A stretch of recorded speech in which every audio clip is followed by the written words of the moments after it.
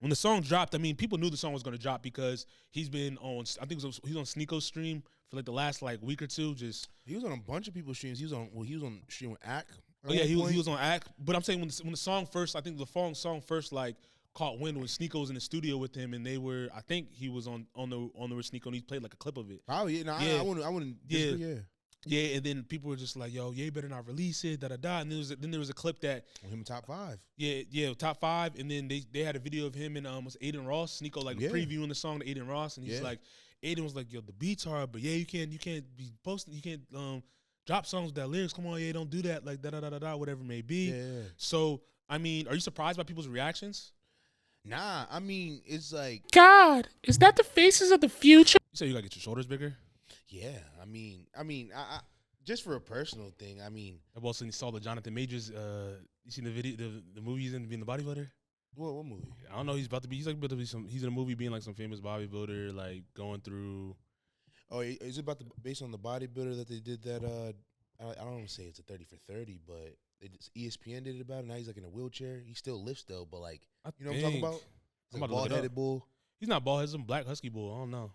Oh, I mean, nah. There was a bodybuilder that either Netflix or like ESPN. I forget his name. It was like he was on Uncle Club Shay Shay. You say he's on Club Shay Shay? It's like Ronnie something, and he was like a bodybuilder and everything. But like now, like he can barely walk. Yeah, this is about. I don't know if it's based on it, but it says it's authentically portray Killian Maddox. He's like a famous bodybuilder and stuff like that. But now you say you try to get your shoulder bigger just for aesthetic. Yeah, you trying to look bigger on screen.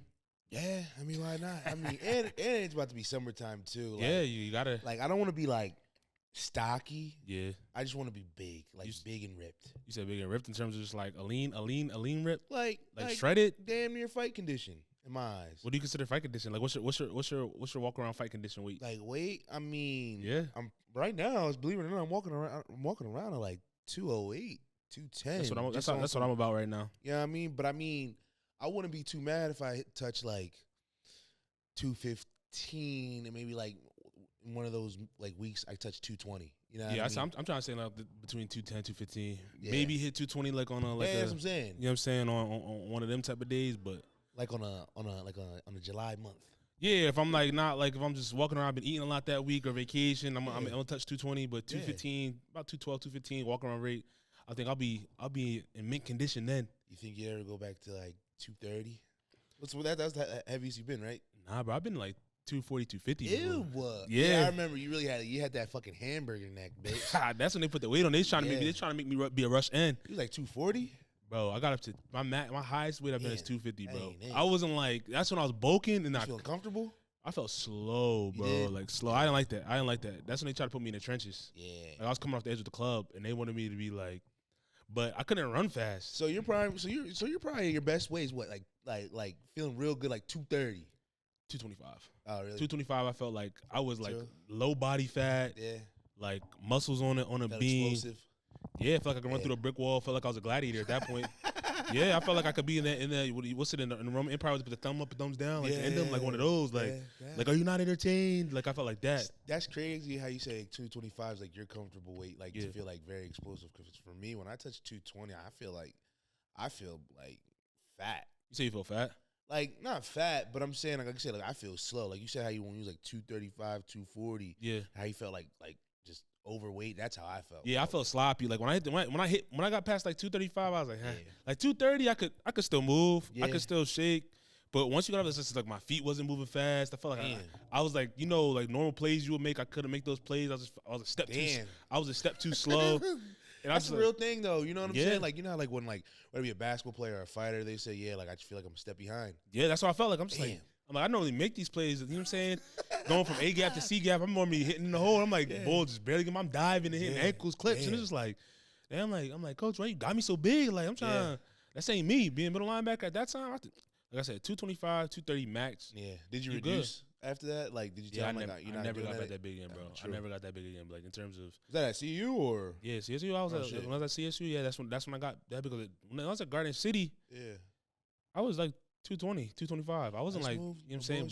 That was the trenches, though. Yeah. Like, in terms of it's the lifestyle. better have a little bit more weight on you. I felt like a jailbird at Garden City, bro. I'm not going to lie. Yeah. In terms of just the lifestyle, like, I feel you. Like the meals there were trash. Damn. You got 3 square meals. Damn. A slop, like. And a cot. Yeah, in a cot. Really, you got a cot and a roommate, bro. Nah, no bullshit. That dorm, that room was tight, bro. You were there. Like some people were shacked up 3 people. Like really? One side would have one bed, other side would have a bunk bed. Oh hell no, bro, it's really like you was in the, and then the bathrooms was. How'd you come across that? One of the coaches, shout out JK. He used to coach at K-State, and then and Chevelle, he's like, yo, if you're still trying to get scholarship, go JUCO for a year. Yeah, hell yeah. You can go either go D1 or D2. Yeah.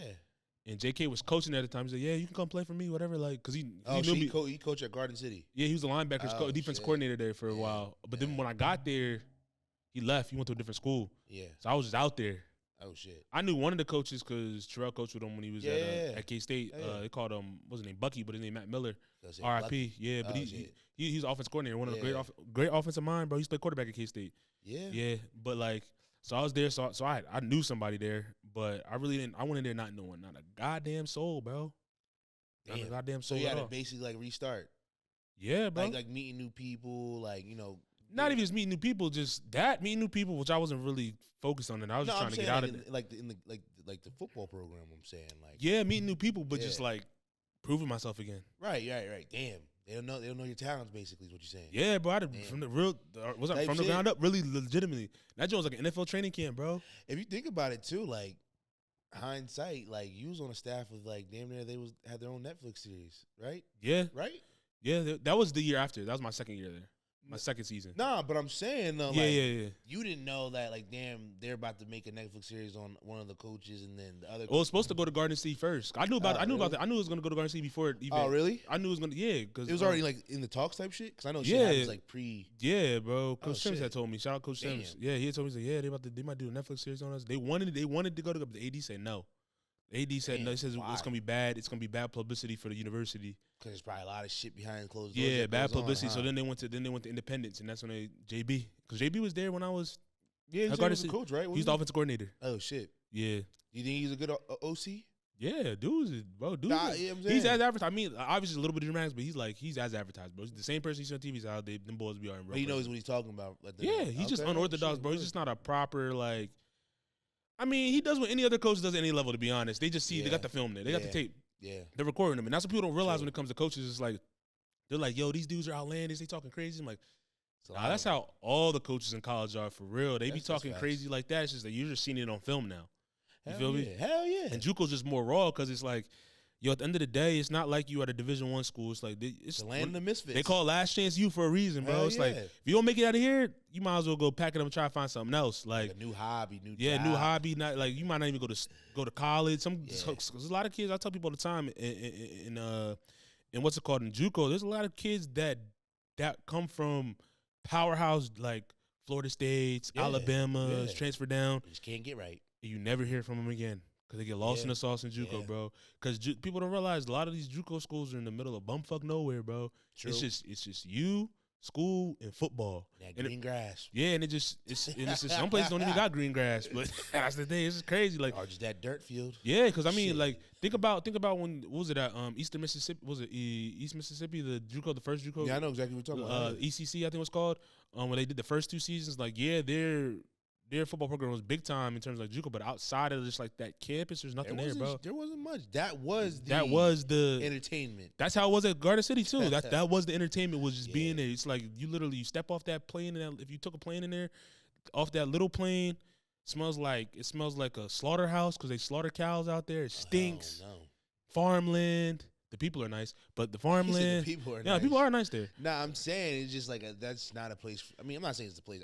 I probably could adapt anywhere, but it's not it. Why? That just shows you really love the game. Like if you're there, you have to love the game. Gotta love the game because there's no other reason you're going down there. Because if like I said, a lot of people go out there. There's a lot of that's what they got into the ATL scene. Like I met a lot of bulls from Atlanta. In there. A lot of Atlanta, Florida bulls is in there. You feel me? Texas bulls is like the Florida Georgia line. Yeah, that's when I realized. But they're a different breed down there. Yeah, you gotta think about it. Down south. They want to be like Florida, Georgia, Texas, Louisiana, Alabama. They breathe football. Yeah, and I'm just talking about and I'm talking about like even just you were saying South Apollo, you was trying to get like yoked up a little bit. Yeah, them bulls is like them was grass fed, beef fed down there already. They're high on the protein. Already down there is grown, man. I'm like, you're 18 years old, bro.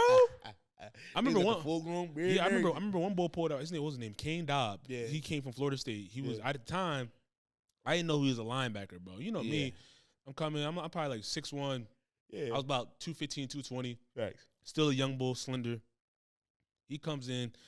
He was transferred out. He might have been a freshman at the time too. Might have been a sophomore. Came down. Pulled up. He's like 6'5", like 250, 260. And I'm like, yo, what you play? Like left tackle, right tackle? He's like, nah, bro, I play linebacker. I said, linebacker.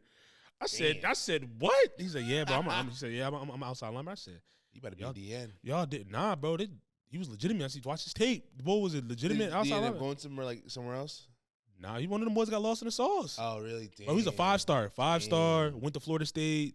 Came down. Sheesh. Like, you know what I'm saying? He was like that. It's just like, bro, Juco is just like a lot of shit happens in Juco that people don't realize. It's like if you really think about it, it's like you said before, it's kind of like going back to playing like not elementary school football, but like because you don't have the luxury of everything. Yeah, you know what I mean. You're fighting for a spot.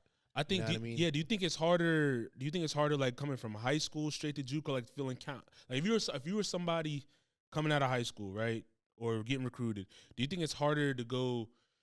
Do you think it's a harder experience to be like the underdog coming out of high school, going to Juco, trying to get your first scholarship, or going from the glitz and glamour of being like a 5-star, being a 5-star at like a Florida State, Alabama, and then getting kicked off the program and then having to go to a place like that, and it's just like it's way different. It's like it's a culture shock. I think it's harder. Probably the second option you said. Yeah. Basically, like you said, already being at like a top school.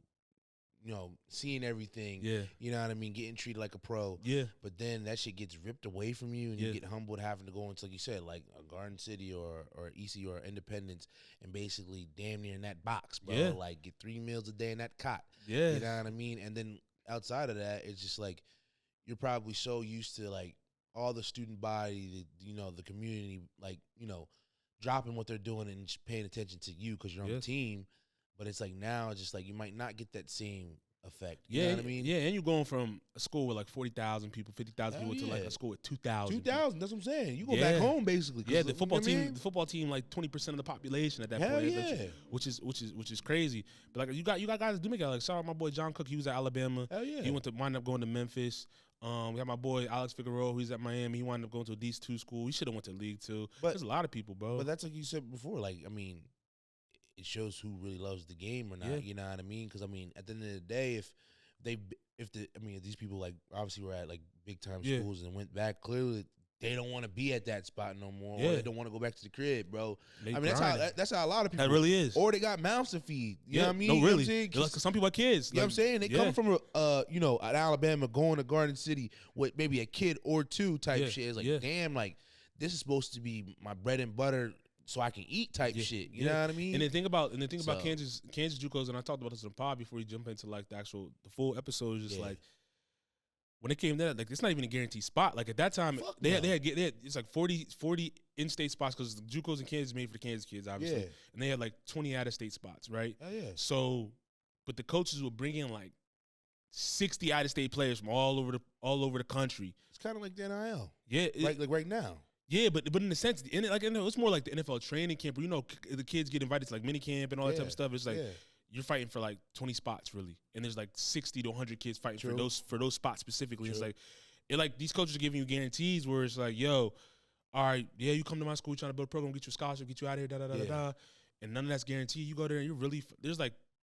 For every one linebacker spot, there's 10 linebackers fighting for that one joint. Fuck yeah. And it's literally gladiator every practice. It's like like the summer. That's crazy you say that, bro. Like I was talking to one of my bro Ron. Yeah. You know how he went to Michigan. Yeah. Like he's literally said the same thing, bro. He said, bro, like it was literally like a professional practice every day. We got everybody's a 5-star, bro. Yeah, bro. Like they say he's literally like it was like gladiator school. So, but I love that shit because it was like you definitely learn a lot type shit. You know what I mean? Like he deadass was saying the same thing you were saying. It's like we out there competing every day, bro. And you have to because the next person is just as good as you. It's like a game. He said it was literally like a game every day, bro. Yeah. He said I'm a 4-star, 5-star. This guy's a 5-star too, and we banging it out just so who's gonna get the starting spot type shit. Yeah, just to get some tick on the field. Yeah, like even like the special teams or make the bus that day that week. Right, you know what I'm saying? Because travel teams is like everybody don't get to travel, bro. Everybody's nice, bro. Yeah, this is like.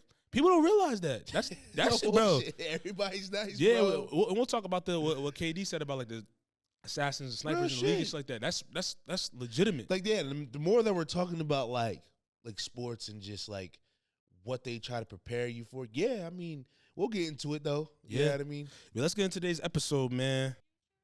Welcome to episode 212 of the Faces of the Future podcast. It's your boy Millz. I'm sitting here in the compound. I got Rocket here with me today. How you doing today, bro? We here. We back at it again. Yeah, I'm surprised the boy made it out the Matrix. Yeah, bro. I was on one boy ain't make out the Matrix, as you can see. As you can see. Yeah. You today, brother. Yeah, but one boy the thing is, bro, that's crazy. I was about to be out the Matrix the other night, but then I got drug into it and then didn't get back until like 8 in the morning, bro. I thought you was chilling. I hit you up, bro. When you hit me up at like 11, bro. Like, no. I know the tonality. I was like, oh, he cool. Like, I was in Jersey, bro. Like, yeah. All the bros, they was up north. And I was like more so like just, all right, bet. Like, it might just be one of them, you know, chill nights, bro. I'm cool with it, bro. Next thing I'll get, because mind you, I was half asleep, but like chilling. Yo, bro, where you at? Where you at? Yeah. And when you called me too, you said, where you at, bro? You coming out? I said, I don't know. You said, I don't know. And then it got to about like 1? No, like 12:30. Then it was like, yo, you might as well come to the pier. I was like, all right, bad. Like, I mean, is it packed? He's like, yeah, there's some things out. I was like, yeah, the pier was packed. We was thinking about going to the pier too. Yeah, I mean, it was. No, it was packed, bro. Like, that's like, it's summertime now. That's why I said, yeah. When it comes to that, the pier, like, we was contemplating where it goes. Like, the pier, there's like, yo, that line probably OD. I'm like, at the end of the day, I'm skipping that joint. Like, I'm gonna cut through that it's joint. Like, bro, honestly, now that it's getting warmer out, bro, like, like the normal places that we probably, go, I want to be outside, bro. Yeah, when you outside, like the rooftops, like those type of vibes. Yeah, like those joints is coming to a little bit of end right now. It's like, all right, now we transition. Those like the winter spots. Right. Now summertime here, spring here. I need the day vibes. Right. I need the day vibes, even like the night vibes, but out. Like, I feel like it enhances like the atmosphere when it's like nice out. You're outside, you hear music, people's all getting along. I mean, granted, you might have some like wild stuff going on, but like as far as like the good atmosphere, it's like it's like 10x. Yeah, you know what I mean. Yeah, the warm weather make everything better. Hell yeah, like because you could be outside, like you say, you're outside, and even if it's hot during the day. Like when that nightfall hits, you got that nice little breeze. Hell yeah! And it's still like nice and warm. You can put a light hoodie on, or you can have the tee on, and you still be comfortable. That's the perfect weather. And then obviously the ladies are dressed beautifully. You know what I'm saying, bro? Like it's sundress season. So facts. But it is outside. But how was the period? Like the music was spinning. I mean, yeah, it was cool. Like the music was cool. I'm saying like it was more so for me like. The people, like, well, yeah, I mean, you know what I'm saying? Yeah, I mean, even so, like, because the music kind of changed a little bit this summertime too. Yeah. It's like those, you know what I'm saying? I'm saying like it wasn't just per se my type of music that I listen to on a daily, but like I'm saying I was more so in it for like the people just talking, everybody drinking and stuff like that. Like, yeah, you had the music as the background noise. Well, that's what I'm saying. Like the feeling, I'm saying the feeling. Like the feeling was great. You feel me? Yeah, that's what I'm saying. Like, not saying like you're listening, going there to. Go there for the music, but I'm saying like that's a plus though. It's a plus, bro. No, it definitely is a plus. It definitely is a plus. I'm saying like more so just like the feeling, whether it's the background music, whatever, it just gives you a different feel because they play a different type of music. Like there's summer songs versus how there's songs for the summer and there's songs for like the winter. That's what I'm trying to say. No, yeah, I know what you're saying, but I'm saying like that's the thing. Like the music didn't hit like it didn't hit your frequency. It didn't hit my frequency. Like that's what didn't like change it. Like damn, we're just having a great night. For me, it was like. Everybody like even like outside of the friends, just everybody seemed like they were just enjoying themselves. It was a nice day, you know what I mean? A nice night type shit. That's why I fuck with it. Yeah, the warm weather does bring a different energy in people. Everybody seemed happy, bro. Like usually, like in the wintertime, like I mean, yeah, so you still have your wild in like, summer, winter, it doesn't matter. But I'm saying like it's just now like being warm for real. Yeah, it's like when the winter breaks, or excuse me, like not the winter breaks, but the spring breaks. Yeah, and it's like because people getting tired of the cold. It's like I need the weather to change. It finally changes. It's like, oh, everything felt good now. Everything feels good, and like when it's a euphoria type. Like it's not just warm during the day. Yeah, it's warm. It's warm at night. That's why I'm like, when we go to Canada, when Canada is like springtime, it's like I mean, and it's cold. I'm like, fuck that. Yeah, it be brick out there in the springtime. It's like that's what I'm trying to say. Like 8 months out of the year couldn't be in the cold, bro. 8 months out of the year, it'd be damn near like I would say like about 7 8. Like cold, chilly or cold. Think about it. Interesting ass country. Their winters damn near from like October, November, like when it's cold, to like up to like it just started getting like changing from like the cold weather. You feel me? So they be out there for a minute. You feel me? Like here, it doesn't get cold till about like November, December, maybe later. That depending. Like you'll have.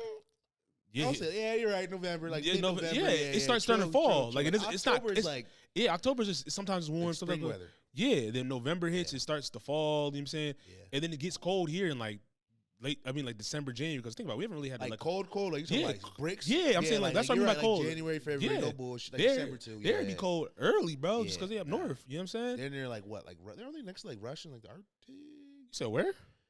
Like they're next to something cold. I mean Canada. Yeah, they're next to Russia.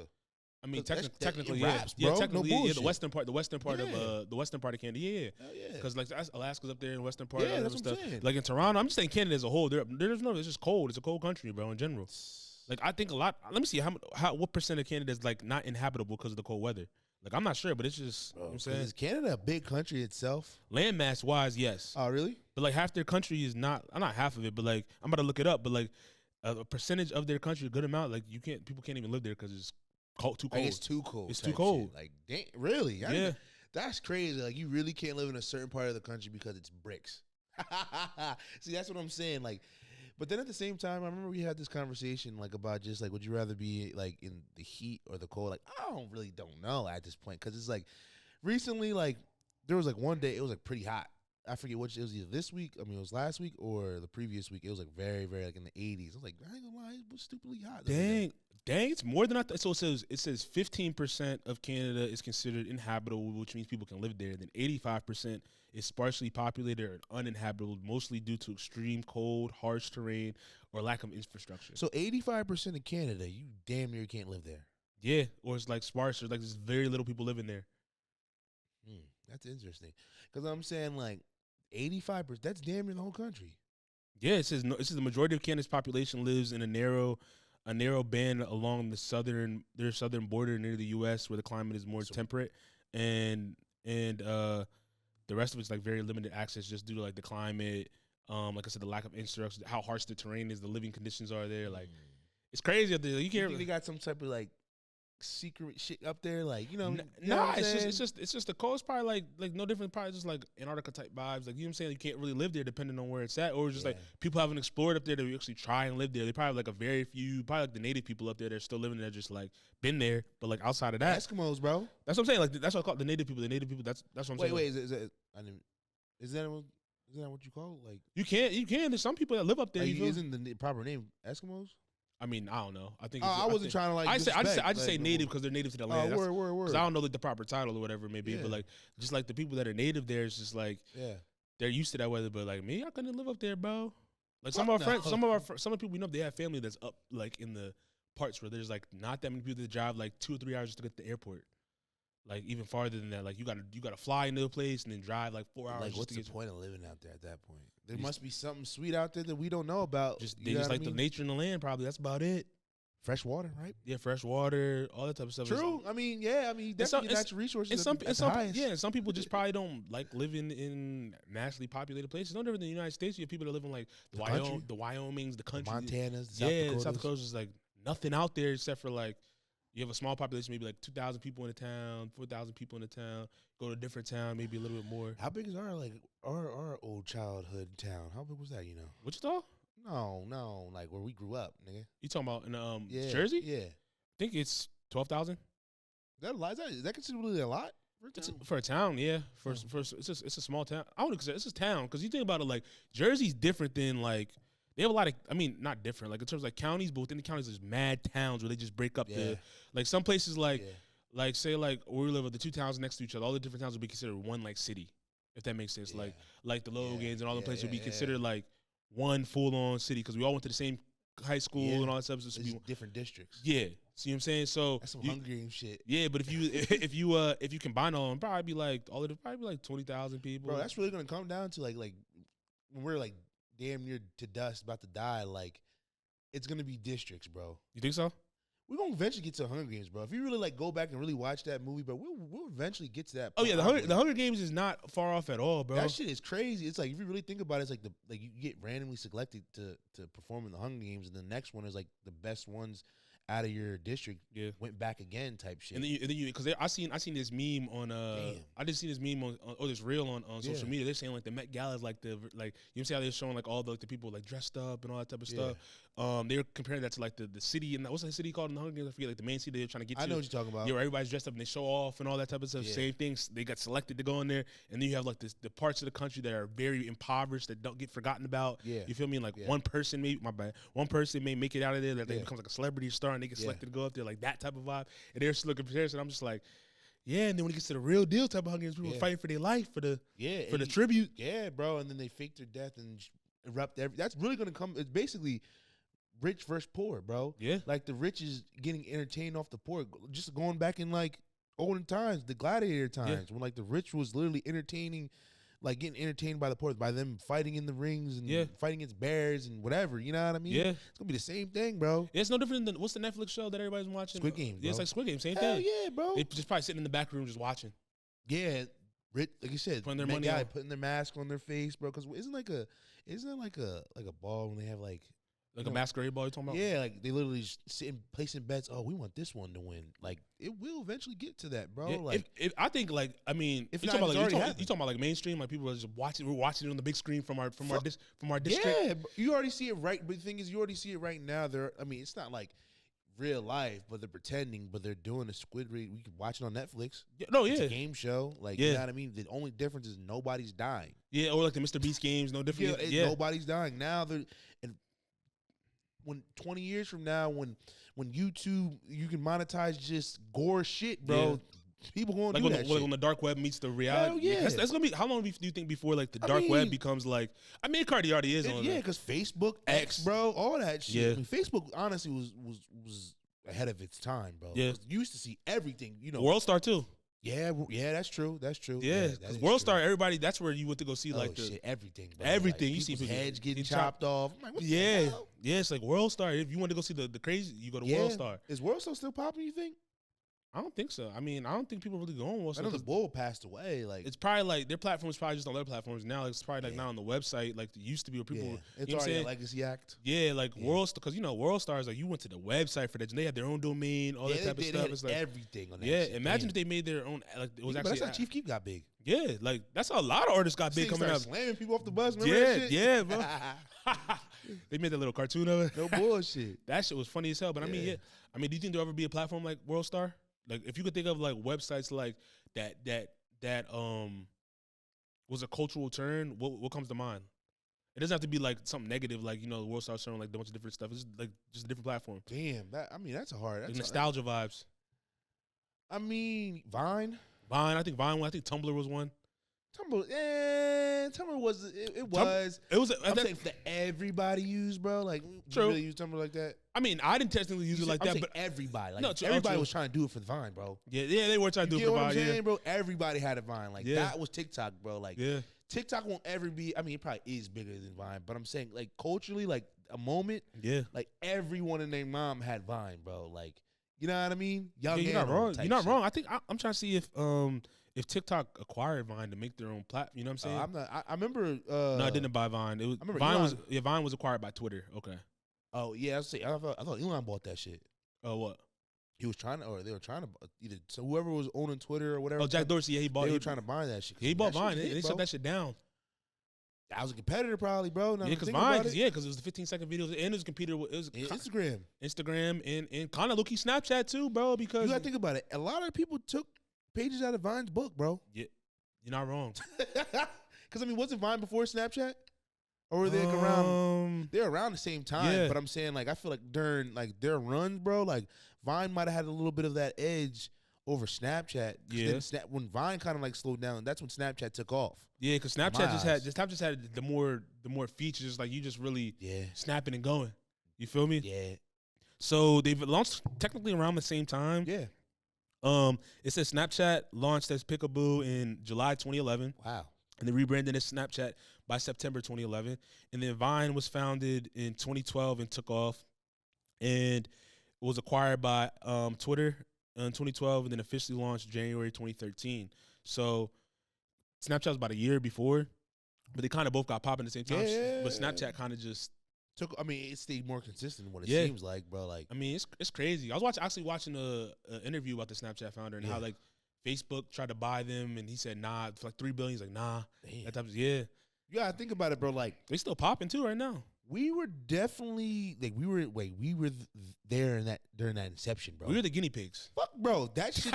Wow, we were really the guinea We pigs. were, bro. Like our era, it was literally the guinea pigs for all this shit. Bro. Yeah. Like the Instagrams, the Vines, the Facebooks, Yeah, the Twitters. yeah. Like, yeah, you had MySpace, but that was like the beta. That was really the beta. Like they really like took it. Yeah, the beta. Like Tom Bro, from MySpace. That was really the beta. Everybody kind of just like, yo, MySpace. Let's piggyback off that. Let's joint. piggyback off it. No And bullshit. the Mark Zuckerberg that's just a whole different level, bro. So I remember, Yeah. I remember old Twitter, bro. That shit was like trash. the dark. No, hell no. Oh, you're saying that was real free middle speech. school, high school type. That was shit? real free speech, bro. bro. Everybody was That on was real shit, free bro. speech. Like that was real free speech. Yeah, Bro, People was going crazy. motherfuckers would be like, they'd be like, yo, good morning, good morning, fuck nigga, like just Yeah, on some yeah, like yeah, yeah. yeah, But true. people would really be documenting the whole day, like, yeah, I just ate some lunch. No bullshit. I just got an F on my test, some shit like that. Bro, I remember like when I was in high school type shit, and I lost my wallet type shit, and it went viral like throughout the whole school. And next thing you know, that shit went all over Twitter. Like You lost your wallet? That was me. I'm like, yo, I lost my this because I actually did lose my wallet, Yeah. but long and behold, like that shit was in my fucking pants pocket. You know how I be losing shit, people bro. people was just looking And for it. I sent the DM said I found my wallet, and then everybody else did found my wallet, and that went over to Twitter too and type Yeah. shit. Like, but like you said, bro, like Twitter was like literally an everyday thing. Like people would look forward just to go to Twitter, just to talk and just to or have a big group just to fry each other, roast Yeah. each other. You know what I mean? There was another app that we could like you could like rate people. I forget what it was called though. It was only around for I was in Juco when it launched. I forget the name of it. It's You like could rate people. not just rate people, you could rate different things. Like people would just talk about shit on there, be like, oh, we went to this party, this joint was ass, and it just took. I forget the name of it. Remember Ask FM? Yeah, I remember Ask FM. I remember Ask FM. it wasn't a website, but like remember everybody used to be on Twitter or on Instagram. Yeah. They'd be like, "Yo, ask me a question," and be anonymous and shit. Oh yeah, And then motherfuckers would be asking themselves questions just to try to make them sound like whether it be cool or funny or whatever. yeah. But there was a lot of shit during that era. Like, Oh, it's called Yik Yak. oh yeah, Remember- ew, yeah, I remember Yeah, remember Yik Yak? that anonymous shit, bro. Yeah, it's anonymous, location based message board. You literally, it was on college campus. You literally Yeah, talk about anything on there. people would spill beans. Spill bro. beans, Yeah, bro. yeah, Yik Yak yeah, was like- Yik, that for Yik Yak. That's what I'm saying. What was you think is the most nostalgic platform? Damn, they all had their own little moment, bro. Like to be Yeah. honest, the most nostalgic during our time, Like I social mean, media platform, yeah. That's. I mean, we're gonna say like, what about Ubu, my nigga? Dang, I forgot about Ubu. Yeah, Ubu was Zoom before Zoom. Yeah, because it was either Uber or Skype. I didn't really fuck with Skype. Yeah, no I was on the bullshit. Ubu. I was on think Ubu I think Young Boys was really on Ubu like Hell crazy, yeah, bro. we was on Ubu, bro. Like Yeah, everybody on the late night. Yeah, that's how you know you had game. If you had Uber and you was friends with a certain list of Jones or whatever, like because you had the friend list, bro. Like Yeah. this person was on and this person wasn't on. Yeah. I remember you used to be on AIM. Oh yeah, I see you on the Angel. Me and Lauren used to fight over the computer. We used to fight over the computer. Yo, I'm trying to get on that, John. I'm trying to. You profile. Yeah, the profile. You get in school. You get to show these Angel. I'm gonna chat you up when I get to the crib. No bullshit. I had to wait my turn. I had to wait my turn at the desktop. Damn, that's what I'm saying. Like that's literally before like I mean, it was a digital era, but like Yeah, the bro. digital era really like took over. Yeah, I had to wait for the dial up. Yeah. No bullshit. Like, but nah, I mean, to answer your question, I would say, I mean, you would have to probably say either like World Star Yeah, or Vine. more so than like Facebook. Oh, you're talking about like I'm talking about. I'm just saying. I mean, we could talk about ones that aren't around. We could talk about ones that aren't really popping. No. We gotta put them in. I mean, to be honest with you, like if there was no TikTok or anything and Vine didn't like hit the like peak before it was, Vine would be TikTok, obviously. So I'm gonna say Vine for sure is up there. Obviously Instagram too, because Instagram, like everybody was just Snapchat. Yeah, those three. Yeah, like Vine, Instagram, and what I say? Snapchat. And Snapchat, because Twitter was its thing, but I feel like Twitter became like really a thing when everybody, like when you were like a senior and I was a freshman. Yeah, that's what everybody was on. You know what I'm saying? Like Twitter was there, but I'm saying it became like fun when like you're 2013. You literally arguing with people on that joint, Yeah. like on the main joint, like people's getting made fun of. It's just Yeah. like, yo, see what happened on Twitter, da da da. But like, and then that's crazy. Zuck's really 2 for 2. For Instagram And Facebook, bro. I mean, he didn't create Instagram though. I know, but I'm saying to evolve it the way he evolved it, though. Is what I'm saying. But you think it was Zuck or the person who created it, though? It was already on his trajectory. It was on his trajectory for You know sure, what I but mean? Because what much did he add? Zuck add besides like the meta shit, the video stuff, all that, bro. Shit, you could already do video shit before Zuck. But when did Zuck buy that? I'll look it up. I'll say. I really don't know. Did Zuck buy Insta before the video features? Yeah, because I mean, if I thought he bought that shit like when you were out of high school. Nah, it said Mark Zuckerberg. Nah, he bought that joint when I was in high school still, bro. Damn. It says this is Mark Zuckerberg bought Instagram before it had video features. Here's the timeline. So Instagram launched in 2010. So I was like a sophomore. I was in 6th grade, bro. Yeah, I was like 8th. I was a freshman. I was a freshman Yeah, I at was that in time. 6th grade, bro. And you can only do photos. You couldn't do anything besides photos. I remember the photos were you couldn't like take terrible photos. The iPhone had just really launched with that joint. And then Facebook acquired Instagram in 2012 for $1 billion, and then they didn't launch the video feature until after I graduated. Yeah, I'm saying. So I'm like when saying you were like freshman, you were freshman sophomore. That's when they launched the video feature. That's what I'm saying. I'm saying like I feel like Instagram was like it was on pace to be like, okay, this is it.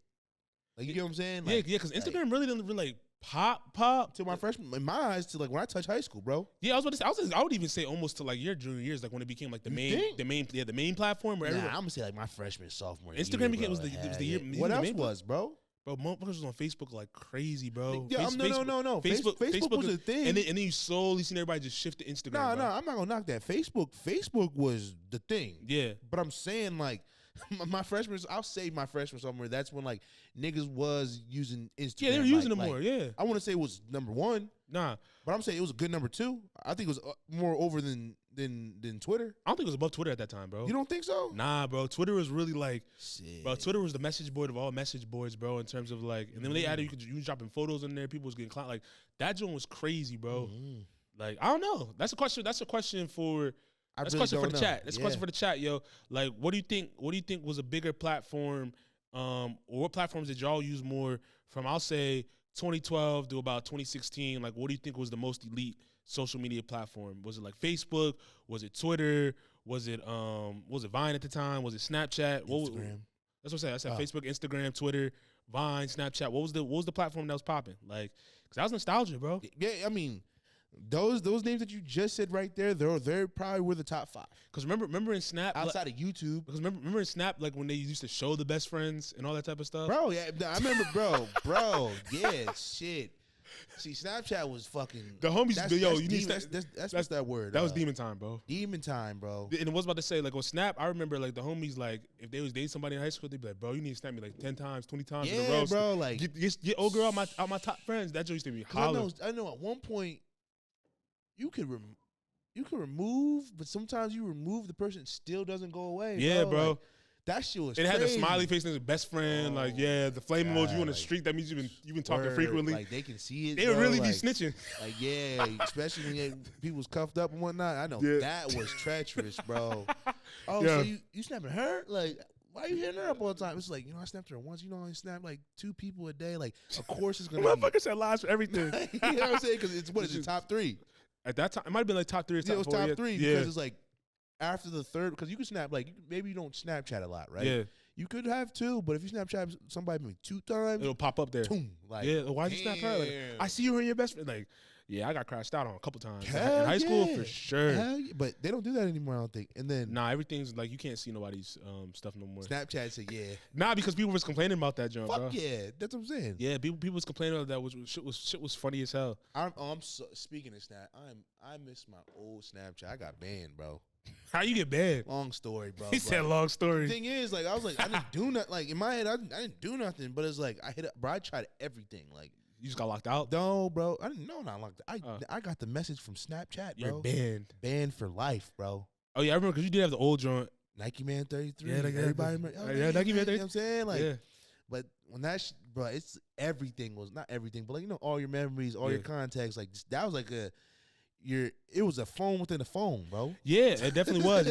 Yo, speaking like the socials though, how we was the beta, how we was kind of like the test dummies, the betas and stuff like that. Yeah. It's like, yo, everybody. That's when everybody started getting realized like as their social media handles, as opposed to like their real like people say, oh, you're such and such from da da da. It's like that's how they knew you. No bullshit. Like I still call some of my friends their social media handles to this day because it actually stuck with them, bro. Like my one boy, Shawnee Black, bro. That everybody called him Shawnee Black, bro. Like, you know what I mean?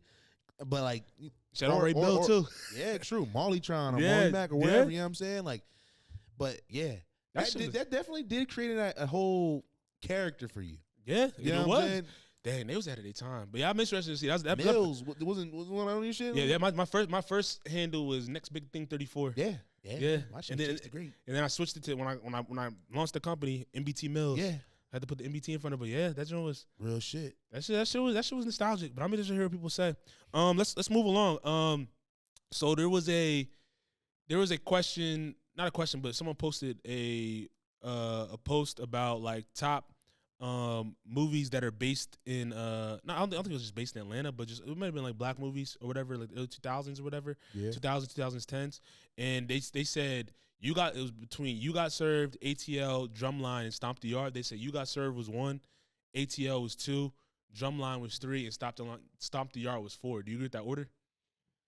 I mean, to be real with you, you can't really go wrong with any of those orders because they're actually all really good movies. But no, I don't agree. Because I would probably, realistically, I'd probably put ATL 1. Yeah. Realistically. Then I'm going to put Drumline 2 because, you know what I mean? There's too many iconic parts in that shit. Fly in the Bumblebee, fly in the Bumblebee. Oh, the balls in the drum room? Yeah, with the headman. Too many iconic parts. Then I would probably go, damn. See, the bottom two is kind of hard because damn, I do fuck with Stomp the Yard kind of heavy. When C Breezy, like you thought C Breezy was gonna be the main character, bro. That was the biggest. Marc this nigga, bro. They really finessed us, bro. Word. Everybody was going to the movie to see C, bro. CB about to be in the movie. Yeah. That star, but Bull died in the first 5 minutes, bro. It was like what? Bro. I remember everybody came out. That's like everybody was talking about that joint. Yo, they don't even go see the movie. Like Chris Brown dies first 5 minutes. Yo, I remember the girls was mad, all that type of stuff. He should never did that. He should never did that move. No bullshit. Bro. And then You Got Served. I remember the one scene. Didn't like his brother die or something like that? Yeah, we doing this for Lil Saint. Yeah, you see what I'm saying? We did this for Lil Saint. And then like I like the choreography on both of them too, though. Like shout out Joe Budden, pump it up. True. I mean, shit, bro. Like, cause I'm really thinking like now you got me because I haven't seen neither one of those movies in a while. I don't know if I might put Drumline at 1 and then ATL 2. I don't know. Nah, ATL, that's my shit. That's a class. Both of them classics for sure. That's my shit. Yeah, you might be right. Like that's just my shit, bro. Like, yeah, they did a great job depicting the ATL, and the cast was good too. Hell yeah, cast bro. was great. Hell yeah, you're right. Okay, ATL 1, Drumline 2. Yeah. I wouldn't be mad if somebody put Drumline 1 though, because Drumline is a classic movie too. Nick Cannon did a hell of a job. Yeah, 100%, bro. Like, and I might put You Got Served over Stomp the Yard. Nah. See, nah, bro. That movie, You Got Served, bro. Stomp the Yard, bro. Actually, I'm gonna have to put it over You Got Served simply because, like, it definitely showed the great culture life of what is it called, the Divine Nine. Yeah, for sure. You get what I'm saying? You Got Served maybe one of the. I thought I could really dance, bro. After I ain't gonna lie, but Stomp the Yard maybe wanted to be in the Greek life. No bullshit. True. No bullshit. You Got Served. When is it Showtime? Yeah, but when You Got Served, I mean, when You Got Served with Steve Harvey's like, come on, the white boys came and took their money. Yeah, it was in the underground. True. I mean. You say y'all was gonna. I'm saying, and then they switched up on each other. Switched up the bros, right? Yeah, bro. I mean, they told their choreography and all that. I fuck with it. Don't get me wrong, but I just think far as more as like, what would I have gravitated towards like in real life? Yeah, you're right. Gravitated Yard for sure. 100%. Like in real life, yeah, for sure. Stomp the Yard. Like it was just like, damn, this is what college supposed to really gonna be like. Like if I went to. Not a black university, just a university with you know a black fraternity or whatever. You know what I'm saying? This is what it be like. 100%. That's just lit. You know what I mean? When they was walking through campus, they was doing like the showcase. Yeah. Like doing they steps and whatnot. Like I fucked with it. So that's why I say, ATL, Drumline, Stomp the Yard, You Got Served. That's your order. You said ATL, Drumline, Stomp the Yard, You Got Served. Hell yeah. Okay, we'll see what the people says. Like, cause that's not a bad word. But like, what about you? I told you, I think it's ATL, Drumline. I got You Got Served, then Stomp the Yard. And like I said, Drumline, I just remember the one scene when the boy jumped through and he's like did the hand tuck and he came back. Yeah, bro, that's what I'm saying, bro. Not something. I mean, you got served was very nostalgic, bro. In terms, it was because I came out with like 2003, 2004, bro. So we was young bulls at the time. Like I had the headband on. I thought I was out there like a Marion and shit over there, the dancing and stuff. I will say it definitely put the dancing, the choreography shit on the forefront. For 100%. Sure. Like, because I'm saying like during that time, there was a lot of dancing movies, bro. Yeah. Like real shit, because that one shit with Channing Tatum, you know what I'm talking about? That came out. Obviously, you got Stomp. I mean, that's in weights. That whole era. That whole era. That's what I'm saying. I mean, do you think movies made back then were better? Like movies itself, we're not just talking about just like dancing and stuff like that. I'm just talking about more cultural movies, like more movies that are like, you know what I'm saying, bro. like culturally relevant that like really had an impact on like. 100%. I think more, whether it be directors, producers, whomever that created the movies, they're more on the ground. Yeah. Like what's going on in actual reality versus now, it just seems more like artificial. What you mean? Like it doesn't feel real, like the storytelling. You get what I'm saying? It doesn't feel like I could picture this in reality. Like some of the movies that are put out. Like I'll say, like what's the guy's name that made Black Panther? Ryan Coogler? Like I haven't seen Sinners yet, right? But the thing is, like just hearing like the way he like, you know, paints a picture of his storytelling and what he like directs and what he tries to do. It's like, okay, I can tell you're really on the ground. Like you're really like in tune with what you're about to put out. You know what I'm saying? That's what I like. Did you watch some of his interviews? Yeah, that's what I'm saying. Like, about just how he's talking about like the camera angles, the widescreen, the small screens. Like, all right, bro, this nigga's actually invested. And even how he released it in different the different lenses and different theaters. Like that's just fire than just the references he had to like certain like anime, all that type of stuff that he puts in there. Hell like I mean the attention to detail is crazy. And then also too, like you can tell like with him, he definitely keeps like similar cast members around him for his movies. Like I didn't realize him and Michael B. Jordan were together all the way back until Fruitvale Station. Yeah, they started off together. I'm saying, I mean, you know the actor, but it's like through time you might get the director might get caught in the mist because you might forget what his name, who he is, just because he's not in the forefront. Is what I'm saying. It's kind of like how Spike Lee and Denzel were, bro. Yeah, when they coming up, you feel me? Hell yeah, great duos. You feel me? Yeah, and then like Samuel and that one other guy. You know what I'm talking about? Which one? The one that. When he did Pulp Fiction, he did Jackie Brown. He did a bunch of movies. I'm drawing a blank on the top of my head. And he did Django with Samuel. I forget his name. I don't want to say it's not Spielberg. It's you talking Tarantino? Tarantino. Yeah. Hell yeah. Him and Samuel. Hell yeah. Yeah. And he did Hateful Eight. Yeah. Did they do hell of a job, bro? And they all have their distinct. They all have their distinct like. How they shoot, style of how they shoot, like you know, Spike Lee. I don't know the terms and all that stuff, but he has like that specific like first person where like the camera's in front of him and they're walking around. You know, Vince Staples kind of uses it in his shit now, that type of stuff. And Tarantino, just the way he has like that, he has like I don't want to call it like I don't think dark humor's the word, but like when he's like in an action-packed movie, hell yeah, it's dark humor. I'll say it's dark humor, right? Hell like yeah. when they're like they're laughing about like murking somebody or whatever it is, bro. Because like in Pulp Fiction specifically, like it's crazy you said that because like the dark humor aspect. Because when they were creating Django, because sometimes I be going down that rabbit hole. Yeah, like, I be really be watching a press conference, and you know, Tarantino was trying to get Samuel to do a certain role, and like, but Samuel like. Since their duo was so like one like hand in hand, he was like, "If you want me to play this, I'm gonna be the most uppity Negro you ever seen." Type shit. Yeah. So like I think I saw that. Yeah. Like you said, like that dark humor. It's like yeah, they feed into that, but it's like it's actual reality because it's like, how can I say it? Like the characters he picks, they understand the assignment. 100%. You get what I'm saying? Yeah. Tarantino has a great line of movies though. Hell yeah. I want to ask you. All right, so, out of these movies. I want you don't have to rank them, but I guess give me the top 5. I'm gonna read them off. There's 7. I'll say give me top 4. So you got Pulp Fiction, you got Inglourious Bastards, you got Kill Bill Volume 1 and 2, you got Reservoir Dogs, you got Once Upon a Time in Hollywood, you got The Django Unchained and Jackie Brown. Oh shit! All right, I got it. Like top 5. Give me out of those top 3 because it's 7 of them. All right, bet. Jackie, you seen Jackie Brown? Jackie Brown? Have I seen Jackie? I don't think I've seen Jackie Brown. Bro, that shit is the funniest movie. Bro, I'm talking about when Samuel had the ponytail and Chris Tucker was Chris Tucker. Let me see. I believe it was Chris Tucker that was it Chris Tucker or Chris Rock? One of them was a junkie or whatever and whatever. Chris Tucker. Yeah, Chris Tucker. And And Chris Tucker was supposed to help Jackie Brown because I believe Jackie Brown was like a bail bondsman or something like that in that movie. And like Chris Tucker did some nut shit. And then Samuel that was playing Jack, he was like, all right, bet. Just I need your help real quick. And he was like, hop in the trunk. He said, hop in the trunk? He said, nigga, just hop in the trunk real quick. And then he puts him in the trunk, and then he walks in the trunk. He says, and he sits in the next thing. Samuel just turns up the music all the way loud, and he has a dead stare. And I laugh because he looks like our boy Molly. You know what I'm saying? And mind you, Samuel has the ponytail too.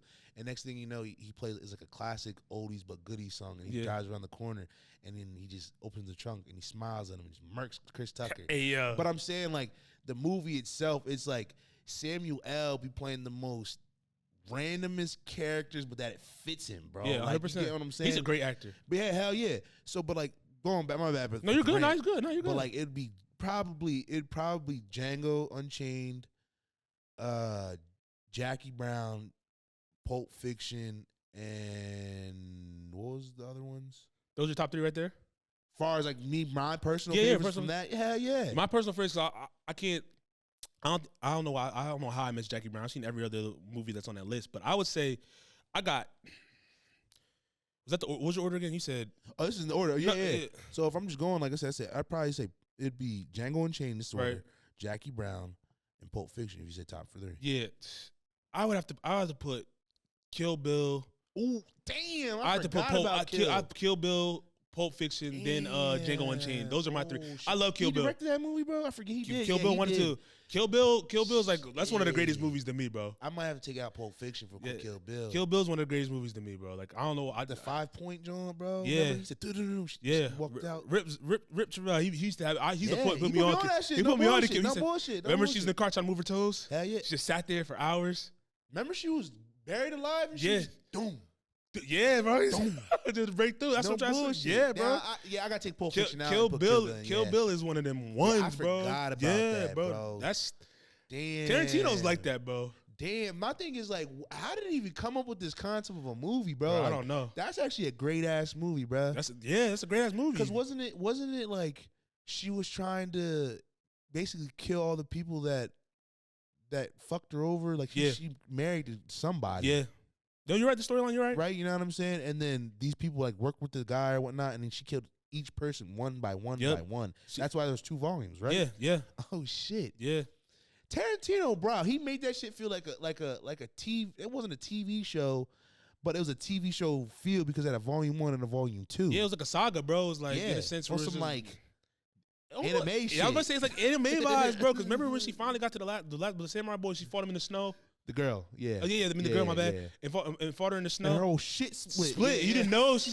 I was just like, oh, and she just fell to her knees. Yeah. Yeah. That shit was, and then she fought the one guy in like the tractor trailer and like the snake bit her or whatnot. Yeah. Bro, yeah. I'm sorry, Pulp Fiction might have to get pulled. Yeah. Yeah, nah, real shit. Because, I mean, I've watched Pulp Fiction and shit like that, and it was good because, I mean, I watched simply because it's one of those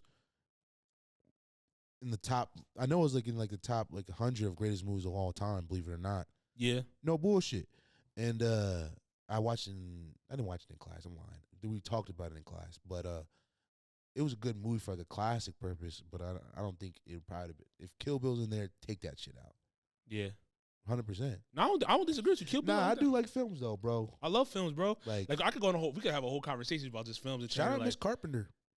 I didn't have Miss Carpenter. Yeah, she was my film. Like that was my first ever film studies class ever. Ever since then, I actually really actually enjoyed that shit. Like, do you when it comes to actors, do you base them off their range, or do you just base them off like how they play a character? Whether it's just like the similar characters, like Samuel L. Jackson, like he has range, but he also plays like similar characters, but like they're different at the same time. If that makes sense. You're right. That's you know what I'm saying. No, I base it off the range, bro. Like that's why I fuck with the nigga.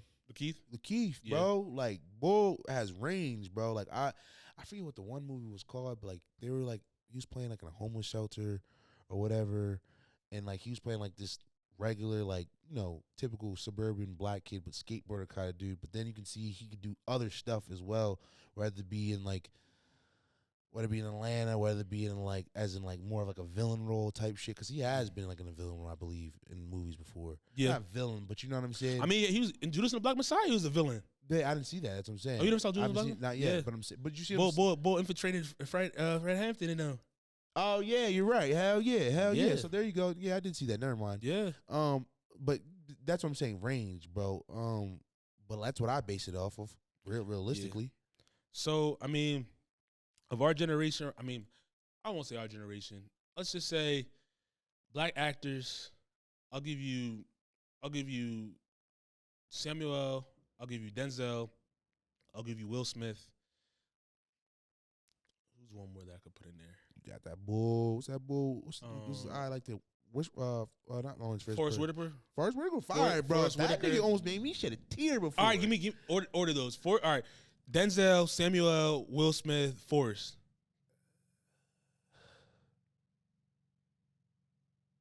Damn.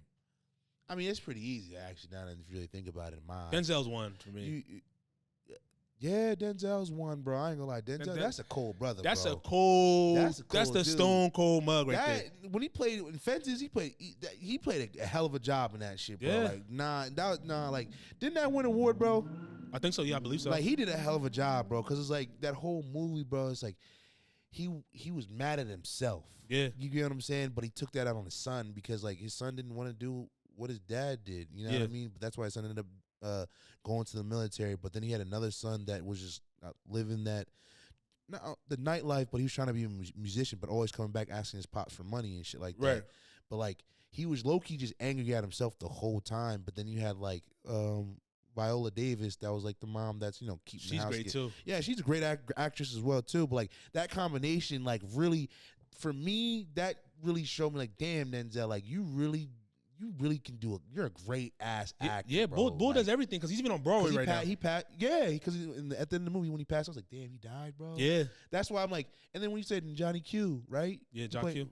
When he with his son. That's John Q. Yeah, when his son needed the heart transplant, he held the whole joint up. Then you got Glory when you said he was, playing the radical one. You know what I'm saying? Like, there's so much shit we can really dissect with Denzel to where he's either one or he one. Played Malcolm X. All of But at the same time, I'm gonna have to put Samuel up there too. Oh yeah, bro. Samuel. He has to be. I don't know. If Samuel Bell Will. Hell yeah. Yeah, hell yeah. It's like hell that yeah, easy, bro. Hell yeah, bro. Hell yeah. See, the thing is, the thing that seals the deal with me, bro, with like Will Smith, to where he can be in the conversation with one is because when he played Pursuit of Happiness, bro, like that shit was real, bro. Because you know what I mean. Just seeing certain scenes, like when like. But because Will had the Pursuit of Happiness. He played Ali. Nah, keep going. Yeah, Men in Black. He was in I Am Legend. But you know what I'm saying? Independence Day. He has range too. He has Bad Boys. That's more fits his style. Yeah. He does have range, but that's why I'm like putting on Pursuit of Happiness because he's playing with emotional strings at this point. Like the fact that he did that's a great job, bro. Like I dead ass almost really damn near shed a tear when he was in the bathroom with his son type shit, and you just see the scene like he's literally crying, like he's holding the door because like we got nowhere to go type shit, and like but he's really trying, bro, like trying to get his shit off the ground, like right. Working on believe Wall Street, as a sales, like he's trying to sell. He's still trying to sell that. Yeah, bro, like it's like that's.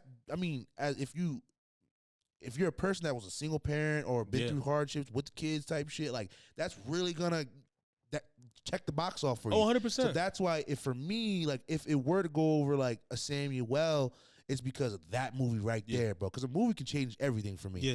But Samuel is just riding range because he dead ass can do the same thing too as well.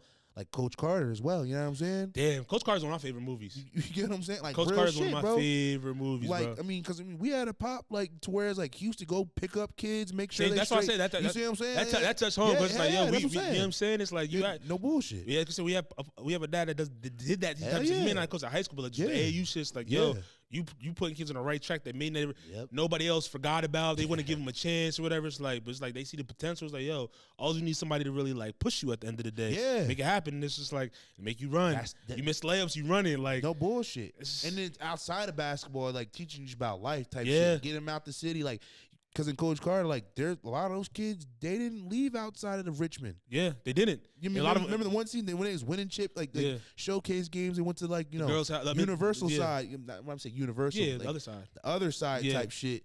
And like now it's like, okay, you gotta be humble again because this is how you get caught up type shit. Yeah. So that's what I'm saying. Like, you see where I'm coming, like 1, 2, and 3, like it's really one A, B, C. Because they all. Do you think Coach Carter was like Samuel's like you know how the Pursuit of Happiness was like Will Smith for you, like Fences was like Denzel for you. And Forrest Whitaker, bro, that boy cool too, bro. I forget the movie name, bro. Like he's a great actor too, bro. Like I can't. If you show me the pictures of the movies, I could tell you. You know what I mean? Even like when he played the butler, my nigga. Yeah, he did a hell of a job, bro. What was The Last King of Scotland? I forgot about that. You ever seen that? Nah. Last King of Scotland. That joint was good. He was in. What else was in? He was in The Great Debaters. Yeah, he did a hell of a job in that too, bro. The Great Debaters was great. Hell yeah. Him and Denzel, they played both of them in that same movie. Yeah. That's a classic. That's a classic movie too. That's what I'm saying, bro. Dang, I forgot about The Great Debaters. I don't know why I forgot. That's a great movie, bro. You see, that's where I got the phrase: "You do what you have to do, so you can do what you want to do." Yeah, that's a great movie, That's bro. a great movie, man. And you gotta shout out, you gotta really look at the cast, bro. Like, who's putting that shit together, bro? Yeah. Like The Great Debaters. If you look at there's definitely some heavy hitters on that shit. Like, I can't name the people, but I'm saying, like, if you look at the young stars that were on that cast, bro, probably look at them now. They probably been in some good movies after that shit. Yeah, because you had Denzel Whitaker. You had Nate Parker. Yeah. Who's one of them ones. You had Journey Smollett. She's in a lot of movies. Hell yeah. Yeah. She was in that one movie when at the end of the movie, like, I forget what it was, a Tyler Perry movie. You know what I'm talking about? To where, like, she had two guys. She had a guy at home and a guy that was like, you know, he's rich, famous. Yeah, you're talking about Temptation. Yeah. She was in that, wasn't she? Yeah. And then at the end of the movie, she ended up having like HIV and all that. Yeah, that's what I'm saying. Like I'm saying, a lot of these people had great careers after this. That's what I'm saying. Like we grew up in obviously everybody say we grew up in an era of great movies, but I'm saying like, nah, I feel like I don't know. Like this, I agree with you in terms of I'm saying. I don't think like this era. I don't think this era is slacking in movies like the last 10 years, but it's not like it's not 10 years before that. No, hell nah. But I'm saying, like, now how I see it though too, like a lot of like the Denzel Washingtons, the Samuels, and all like the Spike Lees, they're starting to become the godfathers of this movie space, to where like you're starting to see more of these good movies starting to come back up again, because you got these young guns like the Cougars, how you say his name again? Couglers and stuff like that. You know, really going back to the ground root shit of what movies are supposed to be, bro. You know what I mean? And that's why Sinners, so they say, has been having great like feedback and shit like that. You know what I mean? Yeah. And the other boy, what's the boy that made Get Out? You're talking about Keenan Peele. Yeah, like they taking it over, bro. Fuck yeah, bro. Him, Ryan Coogler, Issa Rae, all of them are like, there's a new wave, bro. There's a new wave, and that's bro. I'm trying to get. I want to like that's one of my dream goals is to direct a film. Hell yeah, bro. Like it's just. With directing the film, I ain't shit. I ain't nobody that never directed the film before. I'm seeing just somebody that's really like in tune with their emotion. Yeah, you get what I'm saying? Yeah. Like, and that makes you in tune with everything else around you. You get what I'm saying? The moment you detach yourself from what's going on from the ground, bro, it's like that's when that shit becomes like, yo, this shit is cheesy as hell or artificial, like you would say. You get what I'm saying? Yeah. Hell yeah, bro. But that's a fact. Well, before we jump to some Monday Rundown news. Let's jump to the Face of the Future song of the day, presented by MBT Media. If you're listening to us on Apple, Spotify, YouTube, click that follow button, click the subscribe button. You know what to do. Tell a friend about today's episode. We got a lot of new guests coming on. We got a lot more episodes for y'all, a lot more content for y'all. Merch, make sure you click that link in the description. Shop MBT. We got the tees on deck for y'all. We got more merch on the way. The Face of the Future song of the day comes from an artist by the name of Aaron Page. The song is called Lord Knows. Once again, this is Aaron Page, Lord Knows.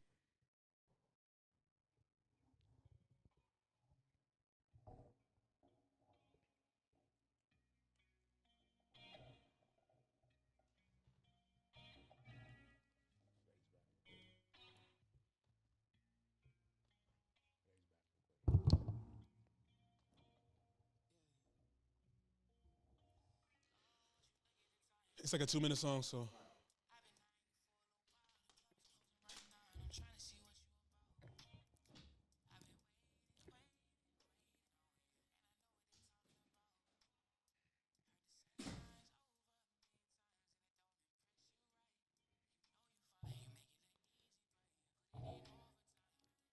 think so.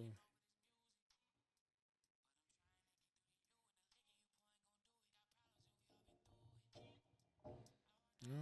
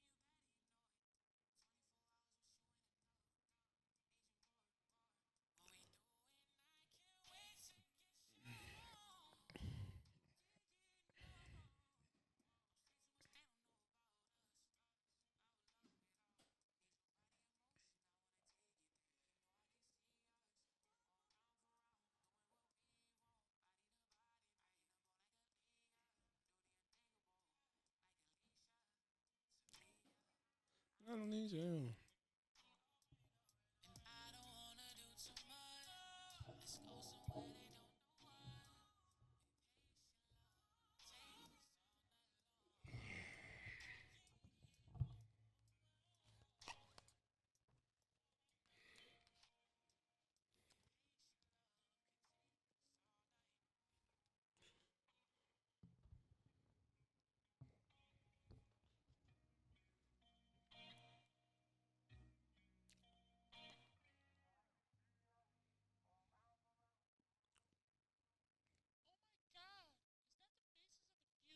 Once again, that was Aaron Page, Lord Knows.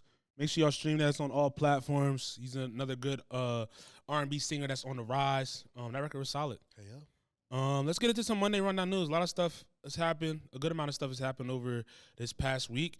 Let's start with Ye. Ye's in the news again with the new song that he dropped. I'm just call it HH so we can talk about the thing and don't get our stuff taken down. But I think that's what it's called, HH. HH? Okay. Oh, yeah.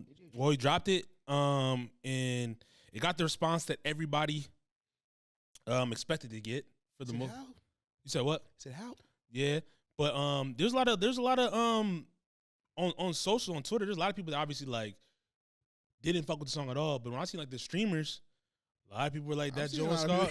They was like, that joint's kind of hard. I'm just like, facts. Yeah, I'm just like, but I'm gonna read this report from. He said, but what? I'm gonna read this report from NBC News, and then we'll talk about just like what the discourse has been, thoughts on it, all that type of stuff. So Spotify, SoundCloud, well, the title says, Ye song glorifying Hitler gets millions of views on X while other platforms struggle to remove it.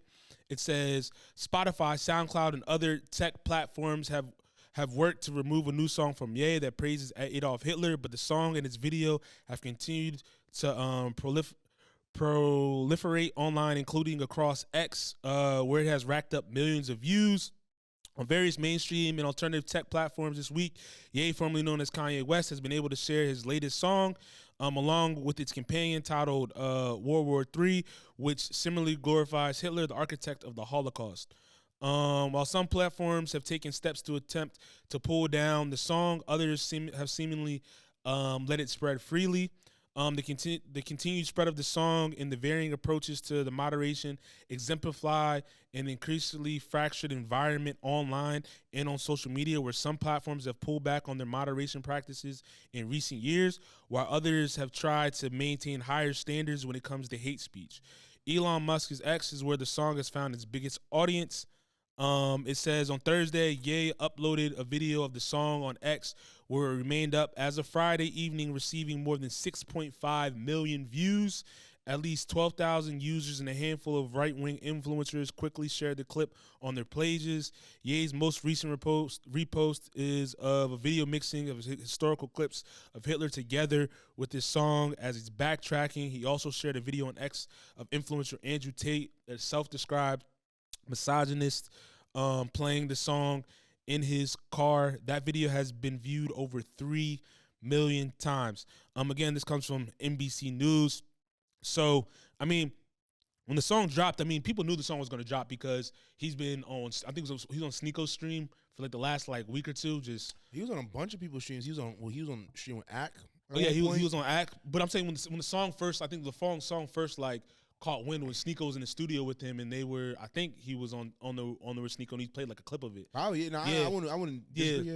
Yeah, and then people were just like, "Yo, you better not release it." And then there was a clip that him in top 5. Yeah, top 5, and then they had a video of him and was Aiden Ross. Sneako previewing the song to Aiden Ross, and he's like, Aiden was like, "Yo, the beat's hard, but you can't be posting, you can't drop songs with that lyrics. Come on, don't do that, like da whatever it may be." Yeah. So I mean, are you surprised by people's reactions? Nah, I mean, it's like it's crazy. People are starting to now somewhat make an exception though. Because it's like, you're going crazy. Shit's still hard though. Yeah, that's what a lot of people are saying, right? No, a lot of people are saying that. Like, it's still hard though, but you're still crazy. So now, just like now the next step is like really getting people to listen to what he's saying now. Yeah, because you got people. He has people in tune to what he's doing, everything he's dropping. Because it's like even in World War III, it literally says it's like. They're saying like that he's glorifying Hitler, but I'm looking right now. It's saying, hold on, give me 1 second. It's literally saying that they say I'm acting like Hitler, but how I'm acting like Hitler when I'm a fucking nigga. Like to me, it's like you people are taking the clickbait of him saying Hitler this, Hitler that, which you're right, does probably come off very offensive, 100%. Yeah, but like if we really listen to music, it's not like he's saying I love Hitler, I love Hitler, I love Hitler.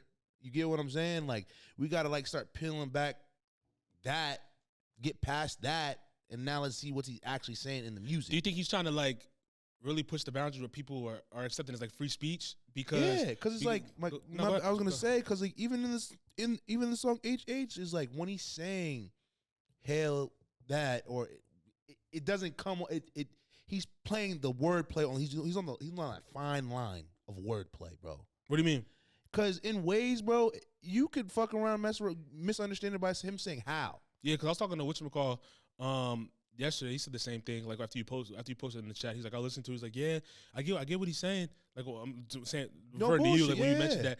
And it's just like, and then I think, I don't know, the Russell didn't post something along the lines of this specifically of like the Ye stuff, but he posted something like a day after talking about like how he was trying to, he's a rap talking about like Palestine, and the radio stuff wasn't like allowing him to play that. But then the next day they're playing stuff on the radio about people killing and shooting black people and all that type of stuff. Yeah. And he's just like, y'all talk about free speech, but you try to mute one person or one people talking about first subject, but then you still talking about glorifying drugs, violence in the black community and all that type of stuff. Yeah. Like, don't get me wrong, like what's wrong is wrong, what's right is right. But it's like if you're gonna accept one thing, you should accept all things. In my opinion, you should allow all things when it comes to speech. And then this might be kind of like a little bit out the window. Not really out the window, just me asking real shit. It's just like, I mean, is him saying that it's disrespectful, but what does that actually mean?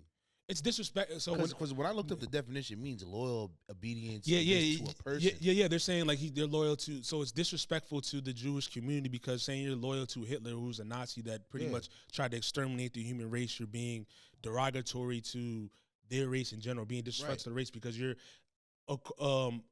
pledging essentially allegiance to a man that tried to destroy our entire existence. So that's why it's disrespectful, which understandably is disrespectful. Like when it comes to saying that, like no different than like people say us saying like someone calling us the N-word is disrespectful. Like, and to them like that's it. So that's said in both aspects. When I said like a few minutes ago about like what's right is wrong, like what's wrong is wrong, what's right is right. No matter if it's like hate or whatever, like you have to call a spade though at the end of the day. And I think like when it comes to these conversations and when it comes to like the free speech, it's like, maybe what he's saying, not even maybe what he's saying is wrong in the sense of disrespect, but I understand the conversations people are having surrounding it. When it comes to like you can't try to censor one thing but then be okay with people saying other stuff that's disrespectful to a different group of people. No, I agree. You know what I'm saying? I'm saying. So, but like when it comes to like him saying that it is disrespectful to that Jewish community 100%, like without a doubt. Is it right? No, but when it comes to like what he's trying to, I assume the message that he's trying to get across, like I get the perspective, but is it right? Nah, but I get it's not right. It's not right at all. Saying, but you guys allow everything else. Yeah, you glorify like the selling of drugs, the killing of the people in the community or whatever it is, or whether even shift it to like the Palestinian stuff, like when like what the Russell said, like I'm just trying to bring awareness to the situation, but you guys won't let me talk about it on air. But like the moment I'm talking about someone's talking about rapping or killing or doing whatever, there's definitely gonna be a shift, bro. It's okay. So it's like, I mean, are they pushing the boundaries of this shit? 100%, 100%. Is he going about it the right way? Yeah, do I like I don't know. Like we don't have those answers. You know what I'm saying? We don't have the answers, but like to really like make a change, bro. Or if you want to do anything in life, bro, you can do a few things. Either get with the program or literally change the needle. Move the needle, which means you have to erupt shit, create chaos. You talking about disrupt everything? Yeah, you have to, bro. In order to actually to try to exploit something, you're gonna have to whistle blow, bro. What do you mean? Like what I mean by whistleblow, you're gonna have to say these people are. You have to expose certain things so people can start, like you said, get knowledge and like rather be reading up into it or just be aware about it. Because the more conversations that get talked about, there's gonna be more voices that start to speak up. Yeah, he's right. Well, he's not wrong about this though. Then you're gonna start seeing just that conversation be on the forefront. It's like what's really going on. You get what I'm saying? Like you're starting to see more people now, like.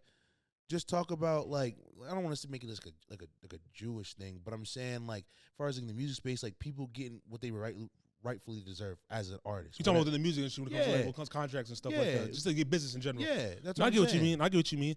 Yeah. I just think I feel like people are.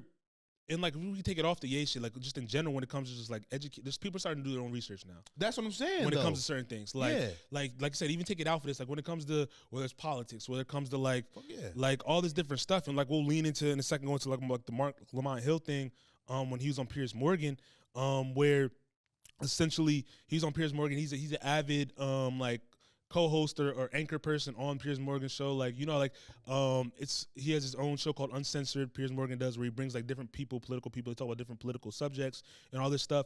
And they were on there, and Marc Lamont Hill was the only black person on there. It was 2 white women and then Myron, who's from what's the podcast? Fresh and Fit. And I mean he's black. Yeah, but I'm saying sometimes he associates himself as black, sometimes he doesn't. So I just said like he's black. No, I know. I'm not saying he's not. I'm just saying right? I'm saying how he comes off is what I'm trying to say. Is what I'm talking about when it comes to like, but when Marc was on there, Piers, there was like a woman on there that was like, yeah, I said N-word at home, whatever. And Piers is like, so you say this like in front of like anybody? And she was like, yeah. And I'll play the clip for you and then we can react to it and I'll give you my thoughts. But the whole sentiment around her was like he was kind of like almost daring her to say the N-word on air on national television. And Marc Lamont really just like snapped. Like, you're not gonna do this here because this is a different race and you were trying to do that. They wouldn't allow. He snapped on Piers. Yeah, he's like, why are you? He said, why are you inciting this? I'm about to play the clip real quick. Give me 1 second. Yeah, what are you doing? You can't. So you can hear it. Let me turn the volume up. This is Marc Lamont Hill, Piers Morgan, in that whole panel that I explained. Here's how it went.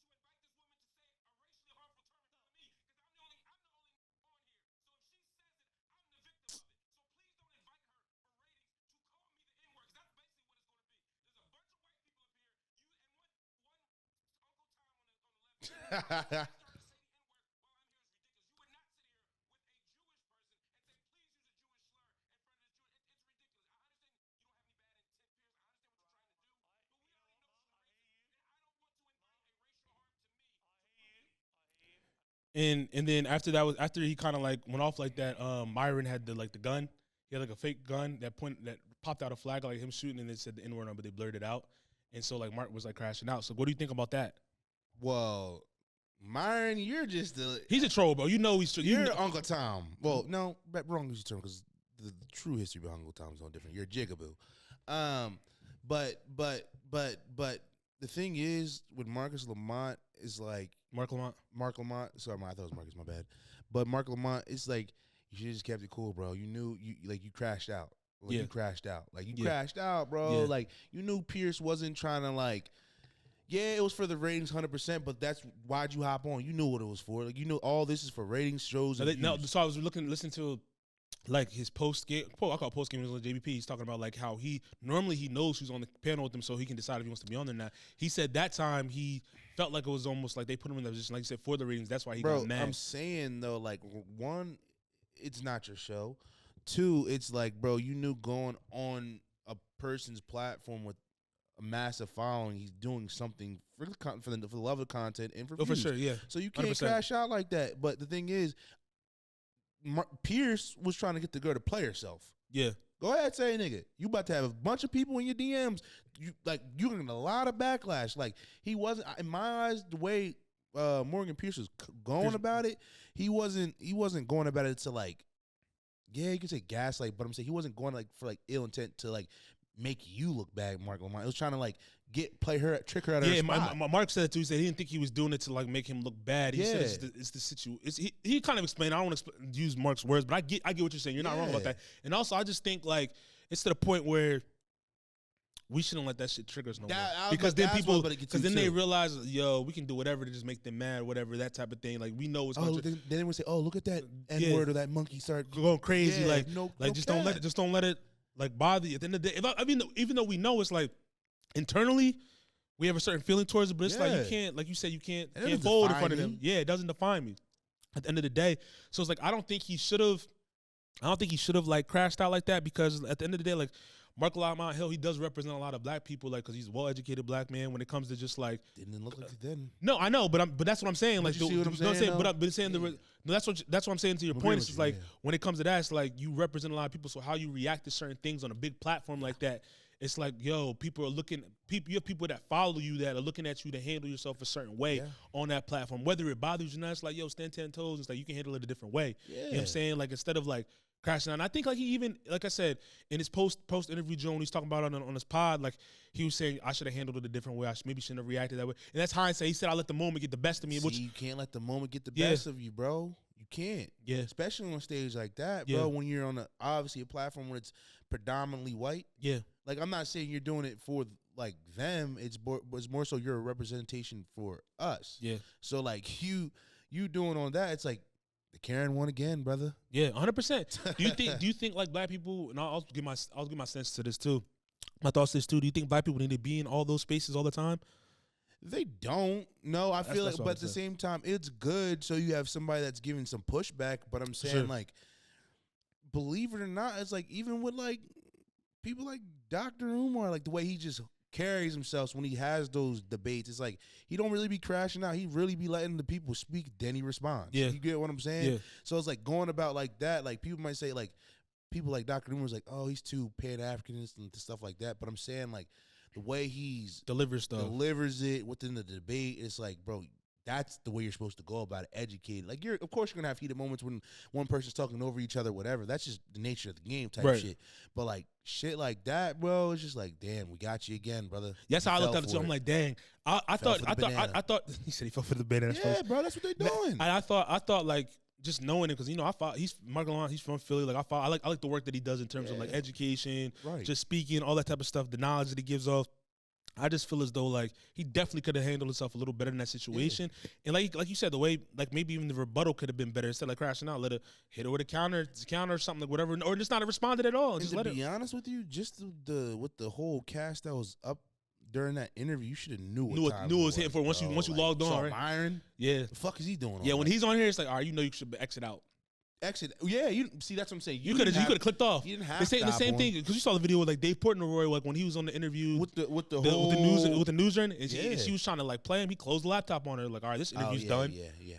Right. You feel me? He's like, you're not gonna sit here and try to make it feel like it's my fault that this happened at my spot. I'm not even there. Right. You're not gonna. You know what I'm saying? You always had that ability to just exit leave, out, bro. You can always leave, bro. Like people feel like they're entitled. Well, they're obligated. I mean, he might be obligated to be hopping the thing, but you didn't have to if you really didn't want to talk. But it's like, I get it. That was your scapegoat reason, but 100%. But no, I just want to get your thoughts on that. All right, moving along. I mean, we talked to Kanye. We talked Marc Lamont. The last thing I want to talk about is wait before you go just seeing the free speech. But I was about to say, like, what if you think they try to like change the rules of like the First Amendment? Like free speech? You think that would fuck up everybody? Yeah, bro. You can't change that.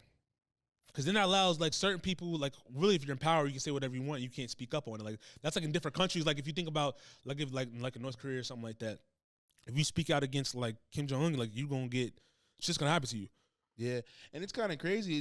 But I'm saying I asked that it's because it's like even when like I said, going back to Kanye's situation real fast. It's like with his, do you feel like his free speech is being limited? The fact that they're not allowed to put it on the DSPs? Nah, because those are private companies. Like they can do whatever they want on their platform. You feel me? But it's like it depends on what your rules are within your platform. Like Elon probably didn't take it down because he's been pushing. It's free speech. You can say whatever you want. It's pretty much the Wild Wild West on Twitter, bro. You can say whatever you want, that type of stuff, and he's not. You know what I'm saying? And then he would also look like a hypocrite because remember he was under fire for doing the little signal that he did after Trump had won. They said he was giving the salute. It wasn't that. It was like some fascist. Yes, but that's the thing. But I think if he would have took that down, people would probably try to give him backlash. Like you allowed to put your video up doing that, but like saying it. But like I think he didn't take it down for the simple reason of like he's been pushing the free speech thing for the longest time. And I think he's been pretty consistent with it on X, like in terms of like stuff really doesn't get taken down on X like that. Yeah. You feel me? Like all other platforms, like I think YouTube just started taking his videos and stuff down. No bullshit. Like obviously like SoundCloud, they said this, Spotify, all these other platforms, but those are companies that are gonna do what they want regardless. And they say he's labeled it as hate speech. So I mean, they definitely always try to change the terminology of what. The hate speech. They say if it's hate speech, you can take it down, but you know what I'm saying, it's not. But I mean, we'll see if like the narratives change when it comes to like, because I feel like there's also like a disconnect between like the older generation and the younger generation when it comes to just like what you can say and what you can't say. I feel like the younger generation is way, like we talked about this before when it comes to the music, like they're way more unfiltered, bro. They're way more unfiltered. They don't. It's just like they gonna say what they want to say regardless, as opposed to like. It's like our parents' age, or even like the 40s and up. They're kind of like still in that bubble. Like you gotta watch what you say. You gotta be politically correct or whatever. They're not gonna really speak their mind because they want to lose. It's crazy because like, feel me? It's crazy because like I was talking to somebody because he was like born in the 50s. He's like, yeah, bro, my era, like we came in the black and white era. Basically, like certain things you can say, certain things you just can't say, bro. Yeah. Like this day and age is just a little bit different. It's just all colors, bro. Yeah. Meaning like everything's mesh. You can just get away with anything and say anything you want. It's just he was like, bro, it's just different, and it's a lot of people just. We went to a whole different conversation, but back to what you were saying, but like like our parents, people a little bit older like than our parents, they came up into a time to where it's like, I don't want to say they had to talk proper, but they had to talk. What's the word, bro? They had to code switch. That's what it's almost like. You have to talk a certain way around certain people. You can't really be unfiltered. Yeah, you feel me? Like the way you talk around the homies, can't talk like that around people that really aren't your homies, or like a different race of people, whatever it is, because you might offend them, and if you offend them, it's gonna fuck up everything else that you have. Everything. You feel me? And nowadays, like this still can, but at the same time, it's like it's not as bad as it was, because like people are starting to think for themselves. I don't say everybody's shifting, but it's not like it's getting to the point where it's like people are like, all right, they're kind of seeing for the bullshit for what it is. Everybody's really indulging their own free thought. Yeah, you know what I'm saying? In a sense, yeah. And sometimes could be for the worst. Yeah. For sure. Yeah, because it's like before, like it's almost like controlled thought before. But I mean, we'll see how it goes. We'll see if it's just like I said, we know how he's dropping songs like that. We get why he's doing this, whether it's the shock value, the shit that he's going through, or is it right what he's saying? No, necessarily, but we understand why it's going on. So I can't even be mad at it. I can't. I'm not. To me, it's just like. Right, no, I'm saying, I mean, I can't be mad at shit. I get what he, like, if anything, he's getting crucified for a lot of this shit only to help people that are going to be in that same type of space 10, 20 years later, bro. Yeah. Yeah, and it's not like people are, like, glorifying. Yeah, it's just like, bro, people are just like, all right. People are still in tune. That's the and thing. I think that's the thing that's like. People are really wanting him to just stop listening to him. Yeah, but people don't, bro. But, Let's move on to some sports news. Derek Carr retired from the Saints, and I just want to bring this up because, like, you know, when people retire, normally they talk about like their highlights and stuff like that, the best parts of their career. I flipped through every channel, every sports cast, but they was talking about how trash Derek Carr was. They said he had the second most losses of any NFL quarterback of all time. Bust. Yeah, all that type of stuff. So, do you think the Saints are gonna tank for Arch Manning? That'd be kind of The Bulls from Texas. Yeah, I know exactly what you're talking about. Hell yeah. I'm saying I'd be like, why? I don't know. They saying Arch Manning ain't show us nothing yet. The fuck? But they're projecting him to be the top quarterback. Bro, that's cool. That's some weird energy, bro. If they do this weird shit for Arch Manning and violate Shedeur like this, bro, and they probably knew this nigga was about to retire. They could have got Shedeur. They could have got Shedeur. These niggas, the NFL is weird, bro. That's some weird behavior, bro. Like they don't want to see a nigga win, bro. Yeah, 100%. They don't. That was the next thing I was gonna say. Is like, bro, they could have literally drafted. Because remember, Deion was saying, like, I told you, I alluded black to and gold. Yeah, he alluded to that today pro day because he thought maybe New Orleans was gonna go. He was gonna go to New Orleans. Everybody must have seen Derek Carr was about to be on his way out, bro. Yeah. Who's their backup right now? I don't know. It used to be Jameis, but he's not there no more. Wait, so you're telling me now the starting quarterback is a motherfucker from Louisville? I think so. That just got picked up? So he's the starting quarterback. Let's see. Who's the quarterbacks for? Because he got picked up in the draft this year. His name's Tyler something, right? Yeah, I'm gonna see who's the quarterbacks for the Saints right now. Now that Derek Carr retired, they just picked up the rookie, bro. Because he got picked up when? Yeah, the Louisville Bull, Tyler Scholes, and they got Spencer Rattler. The nigga from my God, he went to what? He was at Oklahoma. Then he went to South Carolina. No bullshit. He's cool, but he's not no starting quarterback. And they got a new head coach, Kellen Moore, who's with the Birds, who just won a Super Bowl. So it's like, why would you not pick Shedeur? I mean, the offseason might be a little bit crazy. They still could. You don't think? Go on a trade? They could try to trade for him, but I think why aren't you not trying to win? I mean, the clips that I made in Shedeur, he might be starter day one at Cleveland. You think so? That's what they're saying. They're not saying that, but if you've been watching like the, I have, bro. But at the same token, it's like it's been a 50. Not to get off Derek Carr for a second, but I'm saying for Shedeur, you see some stations trying to like not glorify him, but give him a little bit of light, but I see a lot of still negative shit. No, negative shit, bro. Yeah. Oh, it's day 2. He's getting mad about the playbook. I'm like, bro, nah, they're capping, bro. Like, not like, you know what I'm saying? Like, even his post interview after practice. Yeah. Like, I mean, it is day 2. He kept saying, it is day 2. I'm still learning. Like, yeah. Nigga, he's human, bro. Yeah. Like, what the hell? Like, it's only day 2, bro. Where's Dylan Gabriel at? Where's his press conference at, bro? This is weird, bro. And I'm also happy so Shilo got a guaranteed contract. Bro, he got 3 years, what, 2.9, 2.5 million? Ain't Damn bad. near $1 million a year. Honestly, bro, that's a win for Shilo because it's like, I thought he wasn't going to get drafted. He didn't get drafted. Oh, I thought he was in the 7th round. Undrafted free agent. Oh, which is better than getting drafted in the 7th round, in my opinion, because you get to pick where you want to go, damn near, get your contract, how you want it structured, all that type of stuff. Oh yeah, he's gonna be. I think, yeah, bro, he might be. As much as I hated on this nigga, his whole career type shit, I think he definitely has the ability to be one of those most improved players. And he's in a good system. We got Todd Bowles. They got the black head coach there. That's believe. What I'm saying. And they're defensive minded there too. So it's like, yeah, bro. And he's a nice space in Tampa too. Yeah, that's on up and up, as far as like city wise. Yeah, you know what I mean. Yeah, like, as far as like our age. Yeah. I mean, he's not worried about that shit. But I'm just saying, like, but still, like, you know what I'm saying. Like, when it comes to like a city, you're not wrong, bro. Type shit. So I mean, Shilo, we'll see what he does. I can see him like, I don't want to see a team jumper, but I can see him like being in the league for some time, just because like he doesn't have to. There's not a lot of reliability on him. Yeah, he's gonna be. I think his first couple of years, special teams, doing his thing on there. Yeah. He might be like in a rotation here or there. Might be second string, work his way up. Yeah, potentially be a starter. This is basically like, in a way, he's going to the G League, but not in the G League. In a sense. Because he might not get a lot of tick, bro, I'm saying, the first couple years. Yeah, he's going to be a special teams guy for sure. That's what I'm saying. He has the ability to really learn to where it's like when he gets to like maybe year 3, 4, he might be ready to be on a package play or something like that. You know Did you see that Travis Hunter's, I think he's wearing 2 different numbers? Why? I don't know. I think he's wearing 12 on offense or something like that, 21 on defense. I forget. I don't know if that was true or not, but I saw stupid shit. I mean, who does that? Like, what? I don't know. I'm gonna wear 2 numbers, my nigga. Let's see. It's Travis Hunter. Who does that? Wearing 2 different numbers. Just play ball, man. This is gonna devalue your stock. You think so? Bro, you worried about wearing 2 numbers, nigga? They said that was false. He's just gonna wear the same number. 12. It's 12, yeah. But I saw people were talking about jersey sales is gonna be up though. Everybody's gonna try to grab number 12. You got Shedeur. Who thinks jersey is gonna sell more, Shedeur's or Shedeur, nigga? Think so? Fuck yeah. Just because he has too much. Right now, Travis. I'll get a Shedeur jersey. Me too. Right now, Travis damn near hit his peak, bro. Unfortunately. You think so? Like I'm not saying football ability. I'm talking about stardom. Stardom, bro. Like he's never been one of those like outspoken ass people. Yeah. Anyways, like. I'm not even saying Shedeur is very outspoken. I mean, he's more like talking. He got more aura though. That's what I'm saying. Like, to where it's like, and the controversy around, like, we all know Travis is at Jacksonville. He's the guy. This, that, and the third. To where it's like, we don't know what's next for this nigga Shedeur type shit. Like, it's literally tune in next time on Cleveland Browns type shit. You know what I'm saying? Oh, are they having Hard Knocks there? That'd be crazy. They had Hard Knocks there. Nah, I don't think so. I thought it went back to New York. I don't know. Nah, I don't think so.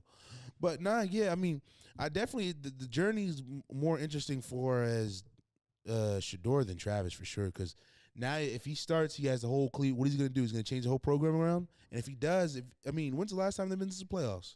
Shit, they were in the playoffs recently.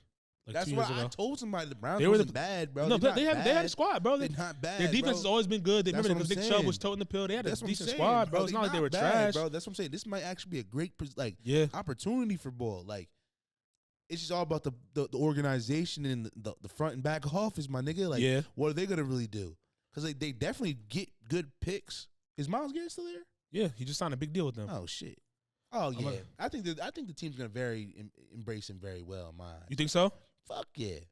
I'm about to see when's the last time the Browns. They really haven't had anybody really fresh in a minute in the quarterback. Yeah, position. They were just in the playoffs in 2023. I'm saying in the quarterback, they haven't really anybody like fresh, a fresh person. They always bring somebody in this might be shit. Go Browns.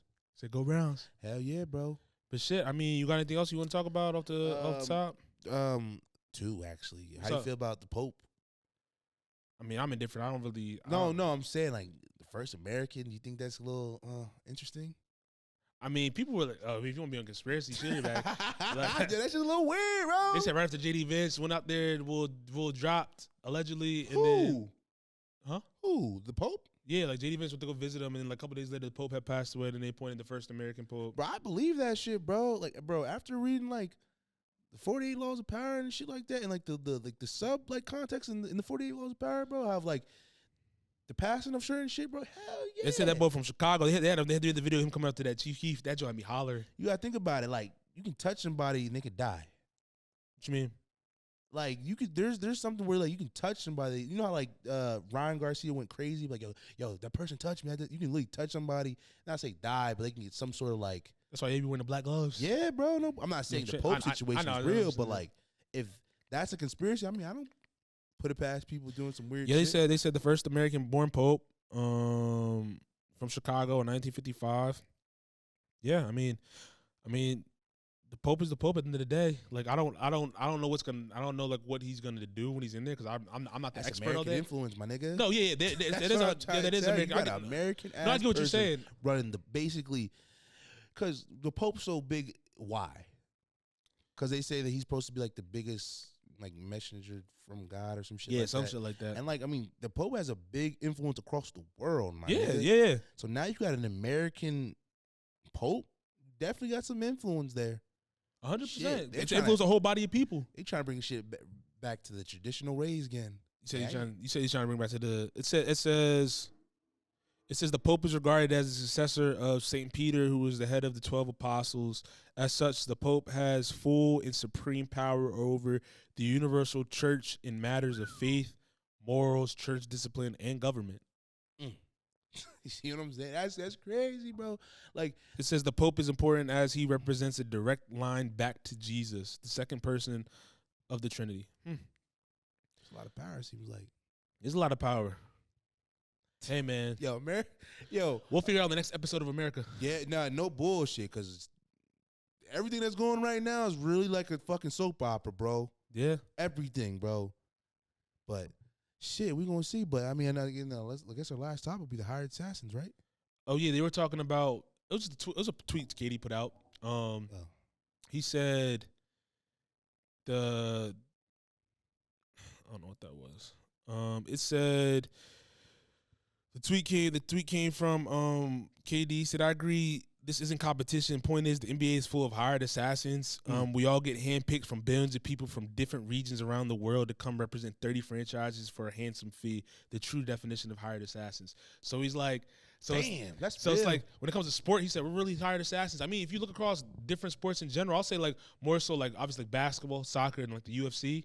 It's like all of them are hired assassins, bro. When it comes to, I mean, football too, but I'm saying those are more global sports, is what I'm saying. Like you have more people from different parts of the world in bro, you starting to see a lot more overseas these I know college coaches NFL. No, for sure. These overseas motherfuckers. No, for sure. I'm saying like just current state. I just name those three because I feel like those are like the most global sports right now when it comes to just professional sports. Tennis. Soccer, yeah, but I'm saying tennis isn't like you're playing for a franchise. It's like individual. Like even in UFC, yeah, it's individual, but you're in camps and shit like that. You feel me? Like we talked about that before. Like you're an individual, but you can say the same thing for tennis though too, bro. You could be a part of what I don't know that world. You could be a part of a collective and have a bunch of tennis motherfuckers that are dummy nice going to the. You can, but like even like UFC, we were talking about how it's just like most of the time, like if you're the main event, like the rest of your camp's on that undercard a lot of the times. You feel me? Like the Dragon Ball Z shit. That's kind of like the same thing. If it would be if Serena Williams was the main event of something, and she has like a tennis team or whatever. Academy and her proteges or people that she trains or her academy trains are on that card too. That's not really how it goes in Tennessee though. What you mean? Tennis is more it's a tournament. It's a tournament, right? It's a tournament, but it's not like your understudies necessarily there. It's like you got to qualify for the tournament. Yeah, all that type of stuff. That's like track and field though. If you think about in it. a sense, but I'm saying though, like I feel like when KD is saying like, oh, we're hired by specific organizations to play for a team to like represent them across the world. Like that's why I mentioned like soccer. I mentioned like basketball because those are the ones that are like. They have people literally handpicked from every pocket of the world. Like football, maybe getting there yet for sure, but like those on the global stage, bro, especially soccer, bro, they're finding the best of the best, and they can find you in bumfuck middle of Argentina or Brazil somewhere in the slums and bring you to go play for like one of the top football clubs in the world, and now you're on the stage where everybody's watching you. Like, I mean, I get what you're saying when it comes to that. Gymnastics. Yeah, bro. Gymnastics there for sure. Yeah, bro. The reason gymnastics there for sure. I was taking a little one to the. Yeah, I'll put gymnastics up there. Yeah, like yeah, bro. No bullshit. Like I watched like 30 for 30s and all that type of stuff. Like they have like obviously like the Chinese, they have like the Russians, the Ukrainians, the Americans. Because you know what I'm saying? Because the Americans always weren't the top dogs. Hell no. You know what I'm saying? They weren't always the top dogs. Hell no. It was like usually like probably like I want to say like the Ukrainians and Russians, bro. In the Chinese, bro, because they're naturally smaller in stature. Hell yeah. Yeah, so it's I agree. But nah, to your point, I definitely would say the way Katie described it, yeah. Because it's like they're literally recruiting people like obviously their ability, but sometimes for a specific specialty. Yes, specialty, aesthetic. Yeah, right. People are coming to filling up our arena for people to come watch. Like it's not no like 500 people. This is thousands, 10, 20,000 people coming to the arena to see either a nigga like they're coming to see just LeBron James. Yeah, and then football too. Like when it comes to like I'll say in America, North America, even like maybe over to Europe and Germany. Yeah, because it's like that's the gladiator shit right there. Yeah.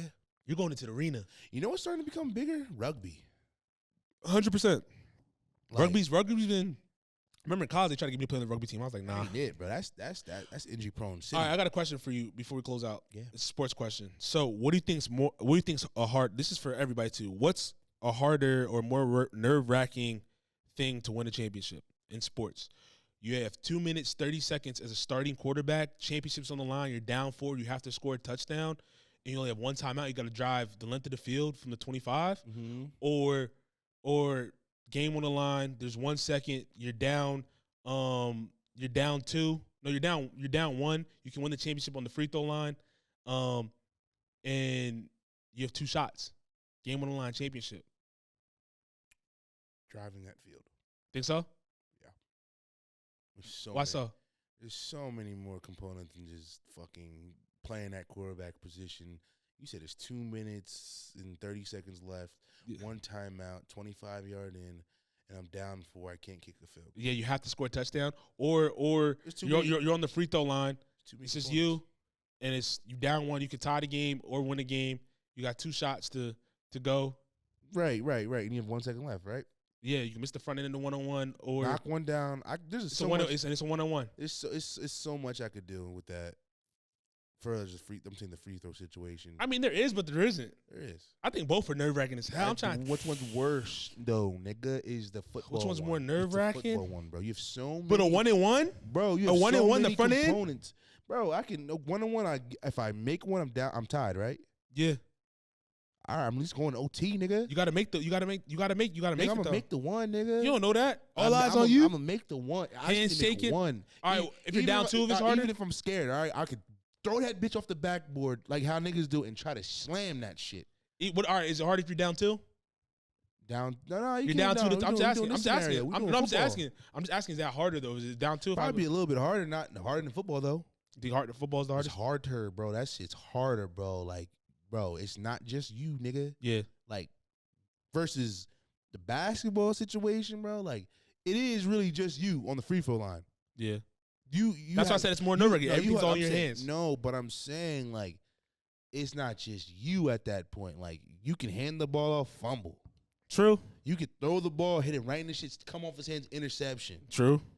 The nigga blindside, smack. Yeah, you're right. And that they're still all on you, you're bro. Right. It's you're all right. on you. You're this right. This is for the state championship game. For the chip. For the national championship. You got to make sure you're throwing it just the right touch so it hits right the back so we can catch it. You got to make sure even if he run the ball, you got to fuck around, have to go block for him now. Yeah. Just so he don't fumble. Yeah. Or if he's coming blindside, you have the awareness and the elusiveness to get around that 6'5", 265-pounder D lineman coming at you, 4.5 speed. Right. So you tell me what's hard when you think about it. It's not like you coming down the court 5 seconds. I mean, you harder. Know what's harder? What's hard? I mean, when we talking about harder, I'll say to drive the length. I was looking as like position-wise nerve-wracking. You should have said this. I said it was nerve-wracking. What's more nerve-wracking? The quarterbacks. We should have said this. 3 seconds left. You're down 2. You got to bring the ball up. Damn, that basketball shit. That one's harder, bro. You got to go to full length, or you have to get half court. Yeah, you're half court. Yeah, half court. Yeah, half court. You throw it in. You got to make the shot. Got to make the shot. Down 2. You know, right off the timeout, you in the corner saying, "You're the guy." So you're saying 3 seconds left. You're down 2. Yeah. You get the ball. You throw it in from half court. No, you're the guy that you got to make the shot. No, I'm saying to throw it into you at half court. You got to make the shot. Yeah, Either tie the game or go get the chip. One or the other. That's what I'm saying. Yeah.